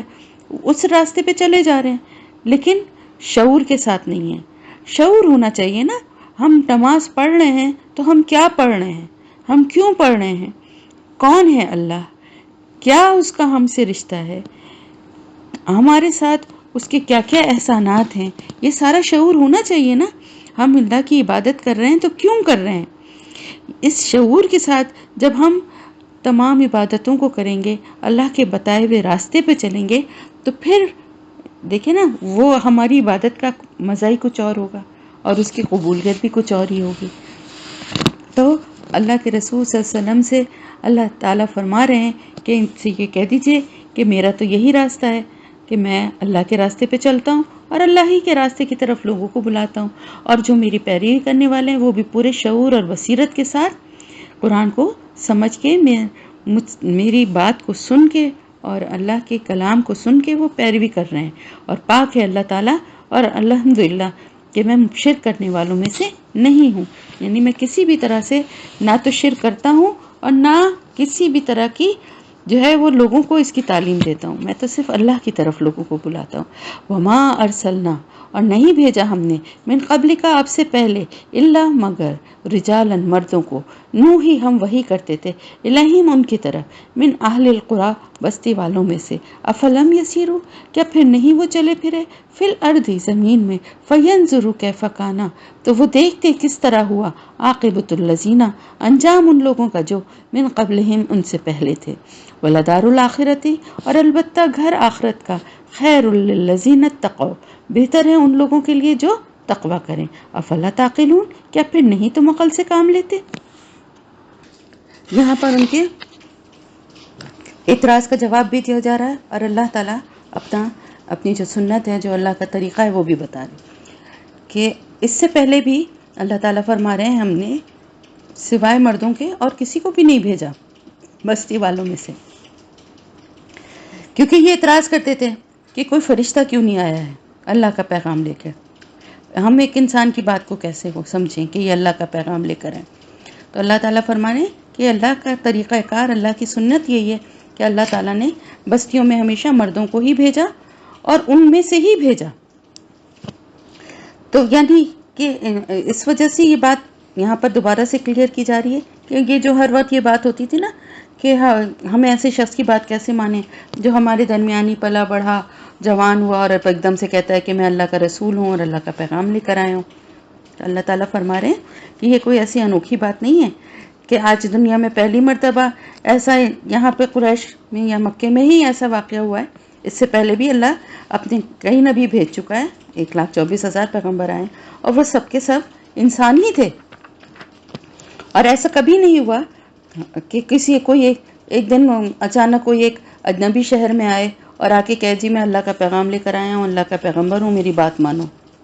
اس کو وہ لوگ کیا جانے، اس کی بات کو تو وہ بالکل بھی اہمیت نہ دے، نہ وہ ان لوگوں کو جانے، نہ وہ ان لوگوں کو اس طریقے سے سمجھا سکے۔ تو ہمیشہ اسی قوم میں سے اللہ پاک نے رسولوں کو مبعوث فرمایا جو ان کے درمیان رہتے تھے، اور ان کے درمیان رہنے کی وجہ سے وہ ان کے کردار اور ان کی سیرت سے بھی اچھی طرح واقف ہوتے تھے کہ یہ کبھی جھوٹ نہیں بولتے، نیک لوگ ہیں، تو یہ جو بات کہہ رہے ہیں وہ سچی ہی ہوگی۔ تو اب بات یہ تھی کہ یہ سب کچھ جانتے بوجھتے ہوئے بھی انہوں نے لیکن انکار کیا۔ افلم یسیروا فی الارض کیا پھر وہ چلے پھرے نہیں ہیں زمین میں، یہ اہل مکہ سے کہا جا رہا ہے کہ وہ راستوں میں جہاں تجارت کے لیے جاتے تھے کیا وہ ان زمینوں سے گزرے نہیں ہیں جہاں پر عذاب ہوا، فینظروا کیف کان عاقبۃ الذین من قبلہم تو کیا وہ دیکھتے نہیں ہیں کہ کس طرح جنہوں نے نافرمانی کی اللہ کی اور رسولوں کو جھٹلایا اور سرکشی اور ڈٹائی پہ اڑے رہے، تو کیا ان کا انجام نہیں دیکھا کہ وہ ان کا کیا انجام ہوا۔ اس سے پہلے بھی اللہ پاک نے رسولوں کو مردوں کو ہی بھیجا تھا اور ان بستیوں میں سے ہی بھیجا تھا، یہی طریقہ کار ہے اللہ تعالیٰ کا۔ تو پھر ان لوگوں نے کیا دیکھا نہیں کہ انہوں نے بھی اسی طرح کے اعتراض کیے اور اپنے رسولوں کی بات نہ سنی، اللہ کی نافرمانی کی، تو پھر کس طرح کا انجام ہوا ان کا۔ جو ان سے پہلے تھے، اور آخرت کا گھر جو ہے، یعنی آخرت کا جو انعام ہے وہ انہی کے لیے بہتر ہے، ان لوگوں کے لیے جو تقوی اختیار کریں. یعنی جو لوگ اپنی دنیا میں ہی اصلاح کر لیتے ہیں، اللہ کے رسولوں کی بات سنتے ہیں اور اللہ پر ایمان لاتے ہیں اور اللہ کے بتائے ہوئے راستے پہ چلتے ہیں، تو اپنی اصلاح کر لی نا. یعنی کفر کی زندگی سے، اپنی گناہوں سے بھری زندگی سے پلٹ آئے، نکل آئے، اللہ کی طرف رجوع کر لیا، تو پھر آخرت کا گھر انہی کے لیے جو تقوی کریں، جو پرہیزگار ہوں، جو گناہوں سے بچیں. تو انہی لوگوں کے لیے وہ صرف دنیا ہی ان کی اچھی نہیں ہوئی ایمان لانے کے بعد، بلکہ آخرت کا انجام جو ہے وہ دنیا سے بھی زیادہ اچھا ہوگا. وہ لوگ جو تقوی اختیار کرتے ہیں، گناہوں سے بچتے ہیں. کیا پھر تم عقل سے کام نہیں لیتے؟ یعنی اتنا سب کچھ دیکھنے اور جاننے کے بعد بھی تم عقل سے کام نہیں لیتے کہ نافرمانی کرنے والوں کا کیا انجام ہوا، اور جو اللہ کے اور اللہ کے رسول کی بات ماننے والے تھے، دنیا میں بھی کس طرح اللہ نے اپنے رسول کے ساتھ ان لوگوں کو بچا لیا. اور آخرت کا جو انعام ہے، آخرت کی جو زندگی ہے، وہ تو اس میں ان کے لیے اس سے بھی، دنیا سے بھی زیادہ بہتر اجر اور گھر ہے. تو پھر بھی تم عقل سے کام نہیں لیتے. حتیٰ یہاں تک کہ ایسا جب مایوس ہو گئے رسول وزنو، اور لوگوں نے سمجھا، انہم کہ بے شک وہ قد کذبوا یقیناً وہ جھوٹ بولے گئے ہیں، جاءہم آ گئی ان کے پاس نصرنا مدد ہماری، فنجی من نشاء تو بچا لیا گیا اس کو جسے ہم چاہتے تھے، ولا اور نہیں یردو پھیرا جاتا باسنا عذاب ہمارا، ان القوم المجرمین ان لوگوں سے جو مجرم ہیں. پھر اللہ تعالیٰ فرما رہے ہیں کہ جب رسول جو ہے وہ مایوس ہو گئے. مایوس کس طرح سے ہوئے؟ یعنی یہ کہ اللہ کے دین کی دعوت وہ دیتے رہے، ایک سرٹن ٹائم تک ہوتا ہے نا، کوشش کی جاتی ہے، اور اس کے بعد سالوں کی محنت کے بعد جب انہوں نے دیکھا کہ جن لوگوں کو میں نیکی اور خیر ذرا بھی باقی تھی وہ ایمان لے آئے، اللہ کے راستے کی طرف آ گئے ہیں، اور باقی لوگ جو ہیں وہ مزید سرکشی اور مزید بدتمیزی پر اتر آئے ہیں، اور کسی قسم کی بھی اب ان میں اصلاح کی گنجائش باقی نہیں رہی ہے. کیونکہ دیکھیں نا، ایک ٹائم ہوتا ہے، ایک ٹائم پیریڈ تک کی کوشش کی جاتی ہے، تو اس کے بعد پھر کیا ہوتا ہے، اندازہ ہو جاتا ہے کہ جن لوگوں کو بات ماننی تھی ان لوگوں نے مان لی. اب باقی جو لوگ ہیں نا، وہ اور ان کی ضد اور سرکشی بڑھتی ہی جا رہی ہے. تو پھر اس وقت رسول جو ہیں وہ مایوس اس لحاظ سے، ویسے تو مایوس نہیں ہوتے، مایوس سے یہاں مطلب یہ ہے کہ مطلب ان کو یہ اندازہ ہو گیا کہ اب باقی جو لوگ بچے ہیں یہ ایمان لانے والے نہیں ہیں، اور انہوں نے ان کو پھر ان کے حال پر چھوڑ دیا. تو لوگ یہ سمجھے کہ رسول جو تھے،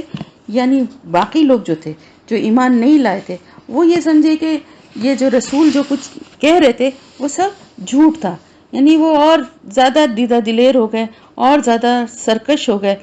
کیونکہ انہوں نے وہ کیا کہتے تھے کہ اگر سچ ہوتا تو ہمارے اوپر عذاب آ جاتا نا، ہم تو اتنے دنوں سے ان کو جھٹلائے جا رہے ہیں، ہم تو ان کے کسی بات کو مانتے نہیں ہیں. تو وہ ان چیزوں سے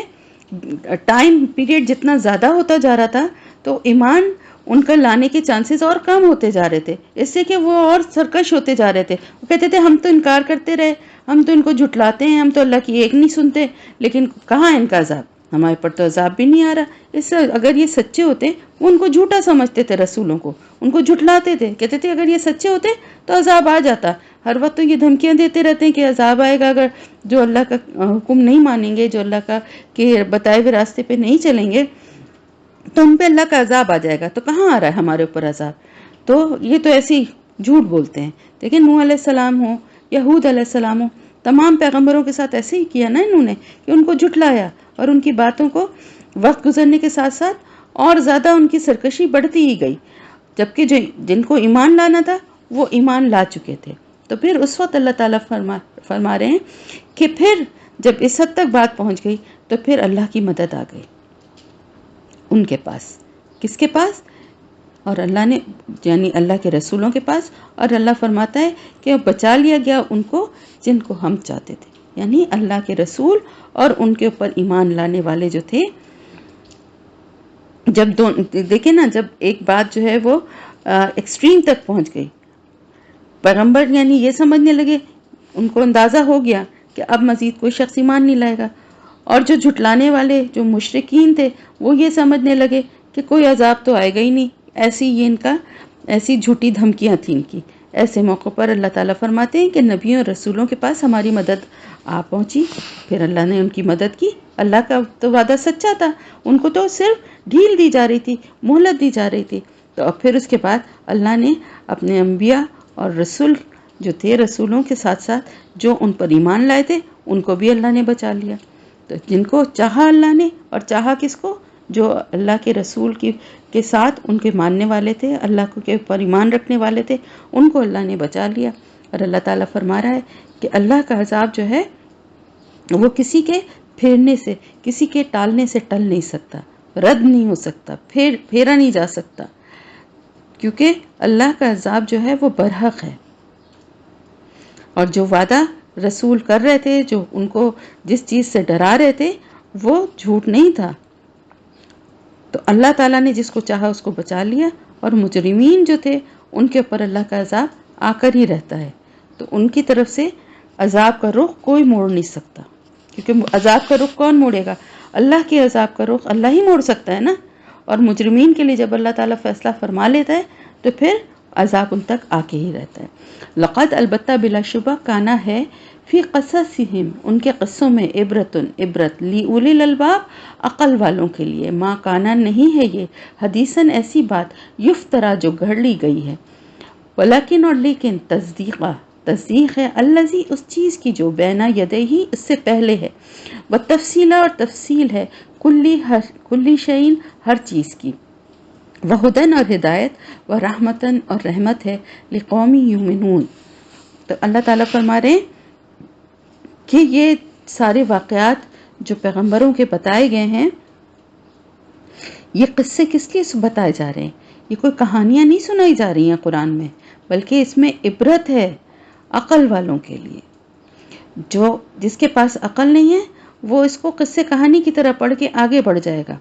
لیکن جس کے پاس عقل ہے وہ اس سے عبرت اور نصیحت حاصل کرے گا کہ اللہ کی نافرمانی کرنے والوں کا انجام کیا ہوتا ہے،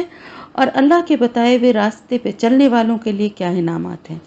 تو یہ قصے جو یہاں بتائے جا رہے ہیں یہ صرف تفریحاً کوئی قصہ گوئی یا کہانیوں کے طور پہ نہیں ہے، بلکہ ان میں عبرت ہے۔ عقل حاصل کرنے جن لوگوں کے پاس عقل ہے وہ اس سے عبرت حاصل کر سکتے ہیں۔ اور ساتھ ہی ساتھ اللہ تعالیٰ فرما رہا ہے کہ یہ ما کانا حدیثاً نہیں ہے یہ ایسی بات، یعنی نہیں ہے یہ ایسی بات، کون سی بات؟ یہ قرآن یہ ایسی بات نہیں ہے کہ جس کو کسی نے گڑھ لیا ہو، بلکہ یہ تو تصدیق کرنے آیا ہے ان کتابوں کی بھی جو کہ اس سے پہلے موجود ہیں، یعنی اس میں ان کتابوں کا بھی ذکر ہے۔ اس قرآن کے ذریعے تو ان کی کتابوں کی بھی، جن کو وہ سمجھتے ہیں کہ وہ ان کی کتابیں ہیں، وہ بھی اللہ کی کتاب تھی نا جو ان کے پیغمبروں پہ نازل ہوئی، تو قرآن تو ان کی بھی تصدیق کرتا ہے۔ یہ ضرور ہے کہ وہ ان میں تحریف ہو گئی ہے، اپنی اصل شکل میں وہ موجود نہیں ہے، لیکن یہ تو بات ہے نا کہ وہ اللہ کی طرف سے نازل کردہ کتابیں تھیں۔ تو یہ قرآن تو کوئی ایسی گڑھی ہوئی بات ہے ہی نہیں کہ کسی نے اپنی طرف سے کوئی بنا لیا ہے، بلکہ اس میں تو اس سے پہلے جو کتابیں تھیں ان کی تصدیق بھی ہے، اور انہی واقعات کے قرآن تصدیق کرتا ہے۔ تو قرآن کا جو انداز ہے اور جو حکیمانہ انداز اس قدر، یعنی جس طرح سے ان واقعات کو بیان کیا گیا ہے، کیونکہ اصل تورات تو گم ہو گئی تھی، اور بعد میں جو لوگوں نے اپنے حافظے کی مدد سے جو تحریریں لکھیں یا ان میں جو تحریفیں کی، تو وہ معیار اس کا وہ رہا ہی نہیں جو اللہ تعالیٰ کی طرف سے نازل شدہ جو اوریجنل جو تورات تھی وہ والی بات تو نہیں ہے نا۔ لیکن قرآن تو اپنی اصل شکل میں الحمدللہ موجود ہے، اور اس میں اللہ کا انداز بیان اور اللہ کی حکیمانہ جو جس طرح کی نصیحت ہے وہ اس کا ایک الگ ہی انداز ہے، ہر واقعے کو بیان کرتے ہوئے، اور پھر اس کے بعد اس کے جو اس کے نتائج ہیں ان کو بیان کرتے ہوئے آپ دیکھیں نا اس میں کتنی نصیحت اور کتنی عبرت ہے، اور اس میں تفصیل ہے ہر چیز کی، اور ہدایت اور رحمت ہے ان لوگوں کے لیے جو اس پر ایمان لاتے ہیں۔ یعنی اس میں ہر چیز کی تفصیل ہے، اس پہ غور و فکر کریں تو ہر مسئلے کا حل، ہر یعنی آپ دیکھیں سائنسدانوں نے اس پہ غور کر کے کیا کیا چیزوں کے اوپر ریسرچ کر کے کیا کیا بنا لیا، کیا کیا کر لیا. اس میں تو سب کچھ ہے، صرف ضرورت ہے غور و فکر کی، جو کہ کرنے کے لیے مسلمان تیار نہیں ہے. افسوس، غیر مسلم کر رہے ہیں اس کے اوپر غور و فکر اور ریسرچ، لیکن مسلمان اتنا ٹائم نہیں ہے ان کے پاس کہ وہ اس کے اوپر غور و فکر کریں. تو اس میں نہ صرف یہ کہ ہدایت اور رحمت ہے، بلکہ ہر چیز کی تفصیل موجود ہے، لیکن صرف ان لوگوں کے لیے جو کہ اس پر ایمان رکھتے ہیں. تو الحمدللہ یہاں پر ہمارا سورہ یوسف جو ہماری ہے وہ مکمل ہوئی. بہت ہی خوبصورت صورت تھی، اور بہت بہت زیادہ اس میں نصیحت کی اور عبرت کے اور سیکھنے کی بہت ساری چیزیں تھیں. یقین ہے کہ سب نے بہت غور سے سنا ہوگا، اور اللہ تعالی ہمیں جو اچھی باتیں ہم نے سنی ہیں اور سمجھی ہیں، اللہ ان پہ ہمیں عمل کرنے کی توفیق عطا فرمائے. آمین یا رب العالمین. اور جو برائیاں اور جو غلطیاں ہم نے اس میں دیکھی اور پڑھی ہیں کہ جو لوگوں سے ہوئی ہیں، اللہ ان سے ہمیں محفوظ رکھے، خاص طور سے حسد کے جذبے سے. آمین یا رب العالمین. تو آگے شروع ہوتی ہے سورہ رعد. بسم اللہ الرحمن الرحیم. میں اس کا شان نزول اور ڈیٹیل آپ کو لفظی ترجمے میں بتا چکی ہوں، تو ہم ڈائریکٹ شروع کرتے ہیں سورت کو. الف لام میم را، حروف مقطعات. تلکا، یہ آیات الکتاب، آیات ہیں کتاب کی. والذی، اور جو کچھ انزل الیک، نازل کیا گیا آپ کی طرف، من ربک، آپ کے رب کی طرف سے، الحق، حق ہے. ولکن، اور لیکن، اکثر الناس، اکثر لوگ، لا یؤمنون، نہیں وہ ایمان لاتے. جیسا کہ میں نے بتایا تھا کہ یہ مختصر ہے صورتیں، اور ان میں جو ہے توحید کا جو ہے سب سے زیادہ جو ذکر کیا گیا ہے. تو شروع ہی ہوتی ہے یہ صورت کہ یہ کتاب، یعنی یہ آیات جو ہیں یہ اللہ کی کتاب میں سے ہیں. یعنی اس میں مخاطب آپ صلی اللہ علیہ وسلم ہیں، اور آپ صلی اللہ علیہ وسلم کو خطاب کرتے ہوئے اللہ تعالیٰ فرماتا ہے کہ اے نبی صلی اللہ علیہ وسلم، تمہاری قوم کے اکثر لوگ اس تعلیم کو قبول کرنے سے انکار کر رہے ہیں، مگر حقیقت یہ ہے کہ اسے ہم نے تم پر نازل کیا ہے، اور یہی حق ہے، خواہ لوگ اس کو مانیں یا نہ مانیں. تو سب سے پہلے تو اس بات کی تصدیق ہے کہ اللہ کی طرف سے نازل شدہ کتاب ہے اور حق ہے. اکثر لوگ لیکن اس پر ایمان نہیں لاتے، تو نہ لائیں، اس سے کوئی فرق نہیں پڑتا. اس کتاب کی جو صداقت پر کوئی فرق نہیں پڑتا، اور نہ آپ صلی اللہ علیہ وآلہ وسلم کی رسالت پر کوئی فرق پڑتا ہے، لوگوں کے ایمان لانے یا نہ لانے سے. یہاں پر یہ بات ذہن میں رکھیے گا کہ آپ صلی اللہ علیہ وسلم لوگوں کو جس چیز کی دعوت دے رہے تھے وہ 3 بنیادی باتوں پر مشتمل تھی. ایک تو یہ کہ پوری کی پوری خدائی، زمین، آسمان اور اس میں موجود ہر چیز اللہ کی ہے، اس لیے اس کے سوا کوئی بھی عبادت کا مستحق نہیں. دوسرا یہ کہ اس زندگی کے بعد ایک دوسری زندگی ہے جس میں تم کو اپنے اعمال کی جواب دہی کرنی پڑے گی. تیسرے یہ کہ میں اللہ کا رسول ہوں، اور جو کچھ بھی پیش کر رہا ہوں اپنی طرف سے نہیں بلکہ اللہ کی طرف سے پیش کر رہا ہوں. تو یہی 3 باتیں ایسی تھیں جنہیں ماننے سے لوگ انکار کر رہے تھے. اسی لیے بار بار قرآن میں آپ دیکھیں کہ اللہ تعالیٰ نے آپ صلی اللہ علیہ وسلم کے لیے بھی اور قرآن کے لیے بھی کئی دفعہ یہ آیات آئی ہیں کہ یہ اللہ کی طرف سے نازل کردہ کتاب ہے، اور آپ صلی اللہ علیہ وسلم اللہ کی طرف سے بھیجے گئے رسول ہیں، اور آپ جو کچھ بھی بتاتے ہیں وہ اللہ کے پیغامات، اللہ کی طرف سے جو وحی آپ پر نازل ہوتی ہے وہ بتاتے ہیں، اپنے دل سے گڑھ کر کچھ نہیں بتاتے. اللہ الذی، اللہ تعالیٰ وہ ذات ہے جس نے رفع السماواتی، بلند کیا آسمانوں کو، بغیر امدن، ستونوں کے، ترونہا، تم دیکھتے ہو ان کو، ثم، پھر، استوا، وہ متوجہ ہوا، العرش، عرش پر، وسخر الشمس والقمر، اور اس نے مسخر کیا سورج اور چاند کو، کل، سب کے سب، یجری، چل رہے ہیں، لأجل، ایک وقت تک، مسمن، مقرر یا معلوم، یدبر الامر، وہ تدبیر کرتا ہے کام کی، یفصل الآیات، وہ کھول کر بیان کرتا ہے آیات کو یا نشانیوں کو، لعلکم، تاکہ تم، بلقاء ملاقات کا ربکم اپنے رب کی توقنون تم یقین کرو. کیا بتا رہا ہے اللہ تعالیٰ یہاں پر کہ آسمان سب سے بڑی نشانی، جیسا کہ ابھی میں نے آپ کو بتایا تھوڑی دیر پہلے کہ کس طرح آسمان جو ہے وہ اللہ تعالیٰ نے کس طرح سے، وہ ذات ہے جس نے بلند کیا آسمانوں کو. یعنی اللہ کی قدرت اور اختیارات کے بارے میں ایک چھوٹی سی مثال ہے کہ سب سے بڑی، پہلے آپ یہ دیکھیں کہ آسمان کس طرح سے قائم ہے بغیر کسی ستونوں کے. ہم دیکھتے ہیں تو ہمیں پوری ایک چھت کی طرح ہر طرف آسمان نظر آتا ہے، لیکن اس کو کوئی سہارا، کوئی ستون نہیں ہے جس نے اس کو تھاما ہوا ہو. پھر اللہ تعالیٰ استوا، مستوی ہوا عرش پر، جلوہ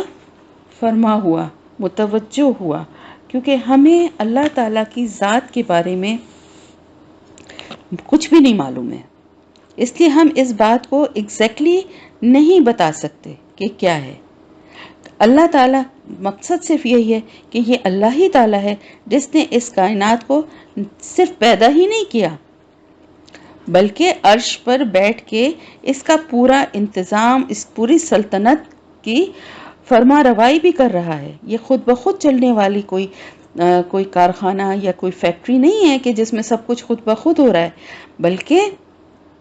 اور نہ ہی ایسا ہے کہ بہت سارے خدا اس کے ساتھ شریک ہیں جن کو اس نے مختلف کام بانٹے ہوئے ہیں، بلکہ یہ اللہ تعالیٰ ہی ہے جو کہ اس آسمانوں اور زمین کو بنانے کے بعد، ان کو وجود میں لانے کے بعد عرش پر بیٹھ کے ان کے سارے انتظامات کو بھی دیکھ رہا ہے، اور ان کے لیے بھی اللہ کا کلمہ کن ہی کافی ہے. جیسے کہ آپ کو معلوم ہے کہ اہل مکہ جو تھے وہ اللہ کی منکر نہیں تھے، اللہ پہ ایمان رکھتے تھے اور اس کے خالق ہونے کا بھی ان کو یقین تھا، اور یہ بھی ان کو مطلب ان کا ایمان تھا اس بات پر بھی کہ یہ سارے کام جو کہ اللہ تعالیٰ یہاں بیان فرما رہے ہیں یہ اللہ تعالیٰ ہی کر رہا ہے. لیکن اس کے ساتھ ساتھ وہ اور یعنی بتوں کو اور چیزوں کو اللہ کے ساتھ اس کے اختیارات اور اس کی قدرت میں شریک کرتے تھے. تو اس کا ہی جواب اللہ تعالیٰ دے رہے ہیں کہ یہ صرف واحد اللہ ہی کی ذات ہے کہ جس نے عرش کو بلند کیا اور پھر سورج اور چاند کو مسخر کیا، یعنی جس کی تم عبادت کرتے ہو اور جن سے تم مانگتے ہو وہ تو اللہ نے مسخر کیا ہوا ہے، اللہ کی زیر نگی ہیں، وہ اللہ کے کلمہ کن کے تحت اپنا کام کرتے ہیں. ایک نظام ہے، یہ کل یجری، وہ سب کے سب چل رہے ہیں، یعنی ایک پورا ایک نظام ہے. اللہ تعالیٰ نے نہ صرف یہ کہ آسمان اور زمین بنائے بلکہ ایک پورا نظام بنایا ہے، اور اس پورے نظام کو ایک قانون ہے، ایک طریقہ ہے، اور ایک بے عیب ایک حکمت کے تحت ایک نظام اللہ نے اس طرح کا بنایا ہے کہ جو کہ بغیر کسی ناظم کے، بغیر کسی چلانے والے کے نہیں چل سکتا، خود بخود نہیں ہو سکتا. ستارے آپس میں ٹکرا جائیں، زمین سورج سے ٹکرا جائے، یہ سارا نظام خود بخود سب کچھ کیسے ہو سکتا ہے؟ اپنے اپنے جو دائرے میں، اپنے اپنے آربٹ میں، اپنے اپنے اس میں ہر جو چیز ہے وہ کام کر رہی ہے. سورج ہے، چاند ہے، ستارے ہیں، زمین ہے، اور دوسرے ہزاروں لاکھوں کروڑوں ستارے اور سیارے ہیں جو کہ اپنی اپنی جگہ پر ہیں، اور اللہ کے بنائے ہوئے جو نظام کے تحت اپنی موومنٹ، اپنی حرکات میں مصروف ہیں. تو اللہ تعالیٰ نے یہ سارا نظام بنا کے اس کو چلا بھی رہا ہے، اللہ کے سوا اور کوئی ایسا نہیں ہے. تو اس کا انکار کرنے والا تو وہ کیسے اس طرح کی بات کہتا ہے؟ اور ساتھ ہی ساتھ یہ بھی ایک اس پورے نظام کی ایک خاص بات یہ بھی ہے کہ یہ سارا کا سارا نظام، اس میں جو کوئی بھی ہے، جتنے بھی اجزاء ہیں، جتنی بھی قوتیں ہیں، جتنے بھی جانیں ہیں، یہ سب کی سب فانی ہیں. اس نظام کی کوئی چیز بھی ایسی نہیں جو کہ غیر فانی ہو. ہر چیز کے لیے ایک وقت مقرر ہے اور اس کے اختتام تک وہ چیز چلتی رہتی ہے، اور جب اس کا وہ وقت پورا ہو جاتا ہے تو وہ ختم ہو جاتی ہے. دیکھیں کتنی یہ بات کتنی سچی ہے نا.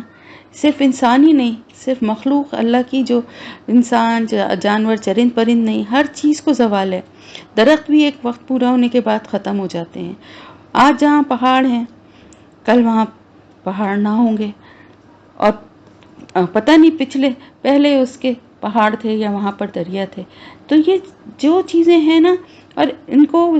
کوئی بھی چیز اس کائنات کی ہمیشہ رہنے والی نہیں ہے، اور جو چیزیں ہمیشہ آپ کو قائم نظر بھی آ رہی ہیں قیامت کے وقت وہ سب بھی ختم ہو جائیں گی۔ تو ایک وقت ہے ہر چیز کا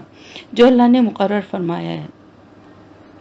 اور اس وقت کے بعد اس چیز کو ختم ہو جانا ہے۔ یہ پورا نظام جو ہے اللہ تعالیٰ یدبر الامر، وہ تدبیر کرتا ہے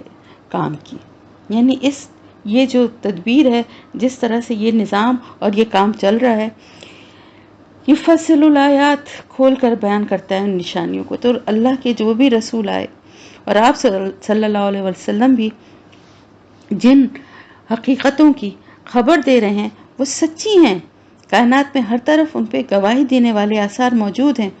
اگر لوگ آنکھیں کھول کر دیکھیں تو انہیں نظر آ جائے گا کہ قرآن میں جن جن باتوں پر ایمان لانے کی دعوت دی گئی ہے، زمین اور آسمان میں پھیلے ہوئی یہ بے شمار نشانیاں اس کی تصدیق کرتی ہیں۔ اور اس کے ساتھ ساتھ یہ بھی ایک بہت بڑی بات ہے کہ یہ سب کچھ اللہ نے کیوں یہ نظام اور یہ ساری نشانیوں کو کیوں کھول کھول کر بیان فرمایا، کیوں اپنے رسولوں کو بھیجا ہے کہ جن کے ذریعے وہ یہ باتیں جو ہیں وہ لوگوں کو سمجھائی جا سکیں، تاکہ اپنے رب سے ملاقات کا یقین بھی ہو۔ ان نشانیوں پہ غور کر کے، یعنی جب آپ دیکھیں کہ ہر چیز کو فنا ہے اور ہر چیز ختم ہو رہی ہے، اور اسی طرح ہماری زندگی بھی، اور پھر اس کے بعد آپ کو یہ بھی خود بخود احساس ہوگا کہ جو کچھ اس دنیا میں کیا جا رہا ہے، اچھا یا برا، ایسے ہی سب رائے گا نہیں جا سکتا۔ تو اپنے رب سے ملاقات کا یقین دلانے کے لیے یہ نشانیاں اللہ پاک نے کھول کھول کر بیان کی ہیں کہ دیکھو، ہر طرف دیکھو، بہت زبردست بڑی بڑی جو چیزیں تمہیں نظر آ رہی ہیں وہ سب بھی ایک دن ختم ہو جانی ہیں، اور ایک دن اللہ کے سامنے تمہیں حاضر ہونا ہے، اس کا یقین رکھو۔ وَهُوَ الَّذِي، اور وہی ذات ہے جس نے مد الارض پھیلا دیا زمین کو، وجعل، اور بنائے، فیہا اس میں، رواسیا پہاڑ، وانہارا اور نہریں، ومن کل الثمرات اور ہر قسم کے پھلوں سے، جعل اس نے بنائے، فیہا زمین میں، اس میں یعنی زمین میں، زوجین اثنین جوڑے دو دو، یغشی اللیل النہار وہ ڈھانپتا ہے رات کو دن پر، ان بے شک، فی ذالک اس میں، لآیات البتہ نشانیاں ہیں، لقوم یتفکرون ان لوگوں کے لیے جو غور و فکر کرتے ہیں۔ مزید اللہ کی جو قدرت اور بڑائی بیان کی جا رہی ہے کہ وہی ذات ہے جس نے زمین کو پھیلا دیا، یعنی ہمارے رہنے کے قابل بنا دیا، ایک گول سرکل تھا نا، اس کو پھیلا دیا، اور ہمارے لیے اس میں پہاڑ بنا دیے۔ کہا جاتا ہے کہ زمین جو ہے وہ بہت ہلتی تھی، تو اس میں میخوں کی طرح، کیلوں کی طرح یہ پہاڑ گاڑے گئے ہیں، اور یہ پہاڑ جتنے نظر آتے ہیں نا، اس سے دگنے زمین کے اندر ہوتے ہیں، اور نہریں بنائیں، اور ہر قسم کے پھلوں کے اس نے اس زمین میں جوڑے بنائے، دو دو طرح کے پھل پیدا کرنے میں، اور رات کے بعد دن اور دن کے بعد رات باقاعدگی کے ساتھ لانا، یہ ساری چیزیں اس میں جو بے شمار حکمتیں اور مصلحتیں پائی جاتی ہیں، وہ خود پکار کے اس بات کی گواہی دے رہی ہیں کہ جس اللہ نے یہ سب کچھ تخلیق کیا ہے وہ کس درجے کا حکیم، کس درجے کا خبیر، اور کس درجے کا قدرت رکھنے والا ہے۔ یہ خود بخود بننے والی، بغیر کسی طاقت کے، بغیر کسی کی حکمت کے بننے والی، کوئی خود بخود بننے والی چیز نہیں ہے یہ زمین، اور نہ اس میں موجود تمام مخلوق۔ اس میں جو کچھ بھی موجود ہے، ہر چیز انتہائی حکمت کے ساتھ اگر غور کریں تو ہر چیز کا ایک نظام ہے جو دوسرے سے کنیکٹڈ ہے۔ آپ دیکھیں سورج کا چمکنا، اور پھر اس سے سمندر سے پانی کا اٹھنا بخارات بن کے، پھر اس سے بادلوں کا بننا، پھر بارش ہونا، پھر واپس دریاؤں اور نہروں میں پانی اور سمندر میں آنا، ایک پورا نظام ہے نا مربوط۔ اسی طرح ہر چیز پہ اگر آپ غور کریں تو اس کا سلسلہ زمین سے غلے کا اگنا، پھلوں کا اگنا، فصلوں کا اگنا، پھر اسی کا کھانے میں استعمال ہونا، انسان کے، جانوروں کے، مویشیوں کے چارے میں، پھر اسی کا کھاد اور فضلے کی شکل میں دوبارہ کھاد بن جانا، اور ان کھیتوں میں استعمال ہونا، اور ان بیجوں کو دوبارہ بو کے دوبارہ سے ایک بیج سے کتنا ایک درخت یا ایک پودا جب نکلتا ہے تو کتنا پھل دیتا ہے، کتنا جو ہے وہ غلہ اس میں سے نکلتا ہے۔ تو یہ ساری چیزوں پہ اگر غور کرے انسان تو یہ سب آپ کو ایک دوسرے سے کنیکٹڈ بھی نظر آئیں گے، الگ الگ بھی ہیں اور ایک دوسرے سے جڑے ہوئے بھی ہیں۔ تو یہ ساری چیزوں پہ اگر کوئی غور کرے، اگر کوئی دیکھے اور اس کے اوپر تدبر کرے، تو پھر وہ کبھی بھی ایسی بیوقوفی کی بات سوچ نہیں سکتا کہ یہ سارا اتنا بڑا انتظام اور اتنا بڑا نظام اور اتنی بڑی کائنات کو بنایا ہے بس یوں ہی کہ اس میں بس آپ اپنی زندگی گزاریں اور مر کے مٹی میں فنا ہو جائیں۔ اس کے پیچھے کوئی نہ کوئی مقصد تو ہے نا۔ صحیح اور غلط کا حساب کتاب تو ہوگا نا۔ جب اتنی نعمتیں ہیں اور ان نعمتوں کے بعد اس کا شکر ہے یا ناشکری ہے، تو کیا دونوں چیزیں برابر رہیں گی؟ تو یہ جو نشانیاں ہیں اللہ کی طرف سے، یہ غور و فکر کی دعوت دیتی ہیں ان لوگوں کو جو غور و فکر کرتے ہیں، جو صرف دیکھ کے اور اندھوں کی طرح گزر جاتے ہیں اور چیزوں کو جانوروں کی طرح کھا لیتے ہیں، پیٹ بھر لیتے ہیں، لیکن کچھ سوچتے سمجھتے نہیں۔ یہ نشانیاں ان کے لیے نہیں ہیں، یہ ان کے لیے ہیں جو ان نشانیوں کے اوپر غور و فکر کرتے ہیں۔ تو یہاں پر آیت نمبر 3 تک سورہ رعد آپ کی جو ہے اس کی آیت نمبر 3 تک آپ کی تفسیر ہو گئی۔ الحمدللہ۔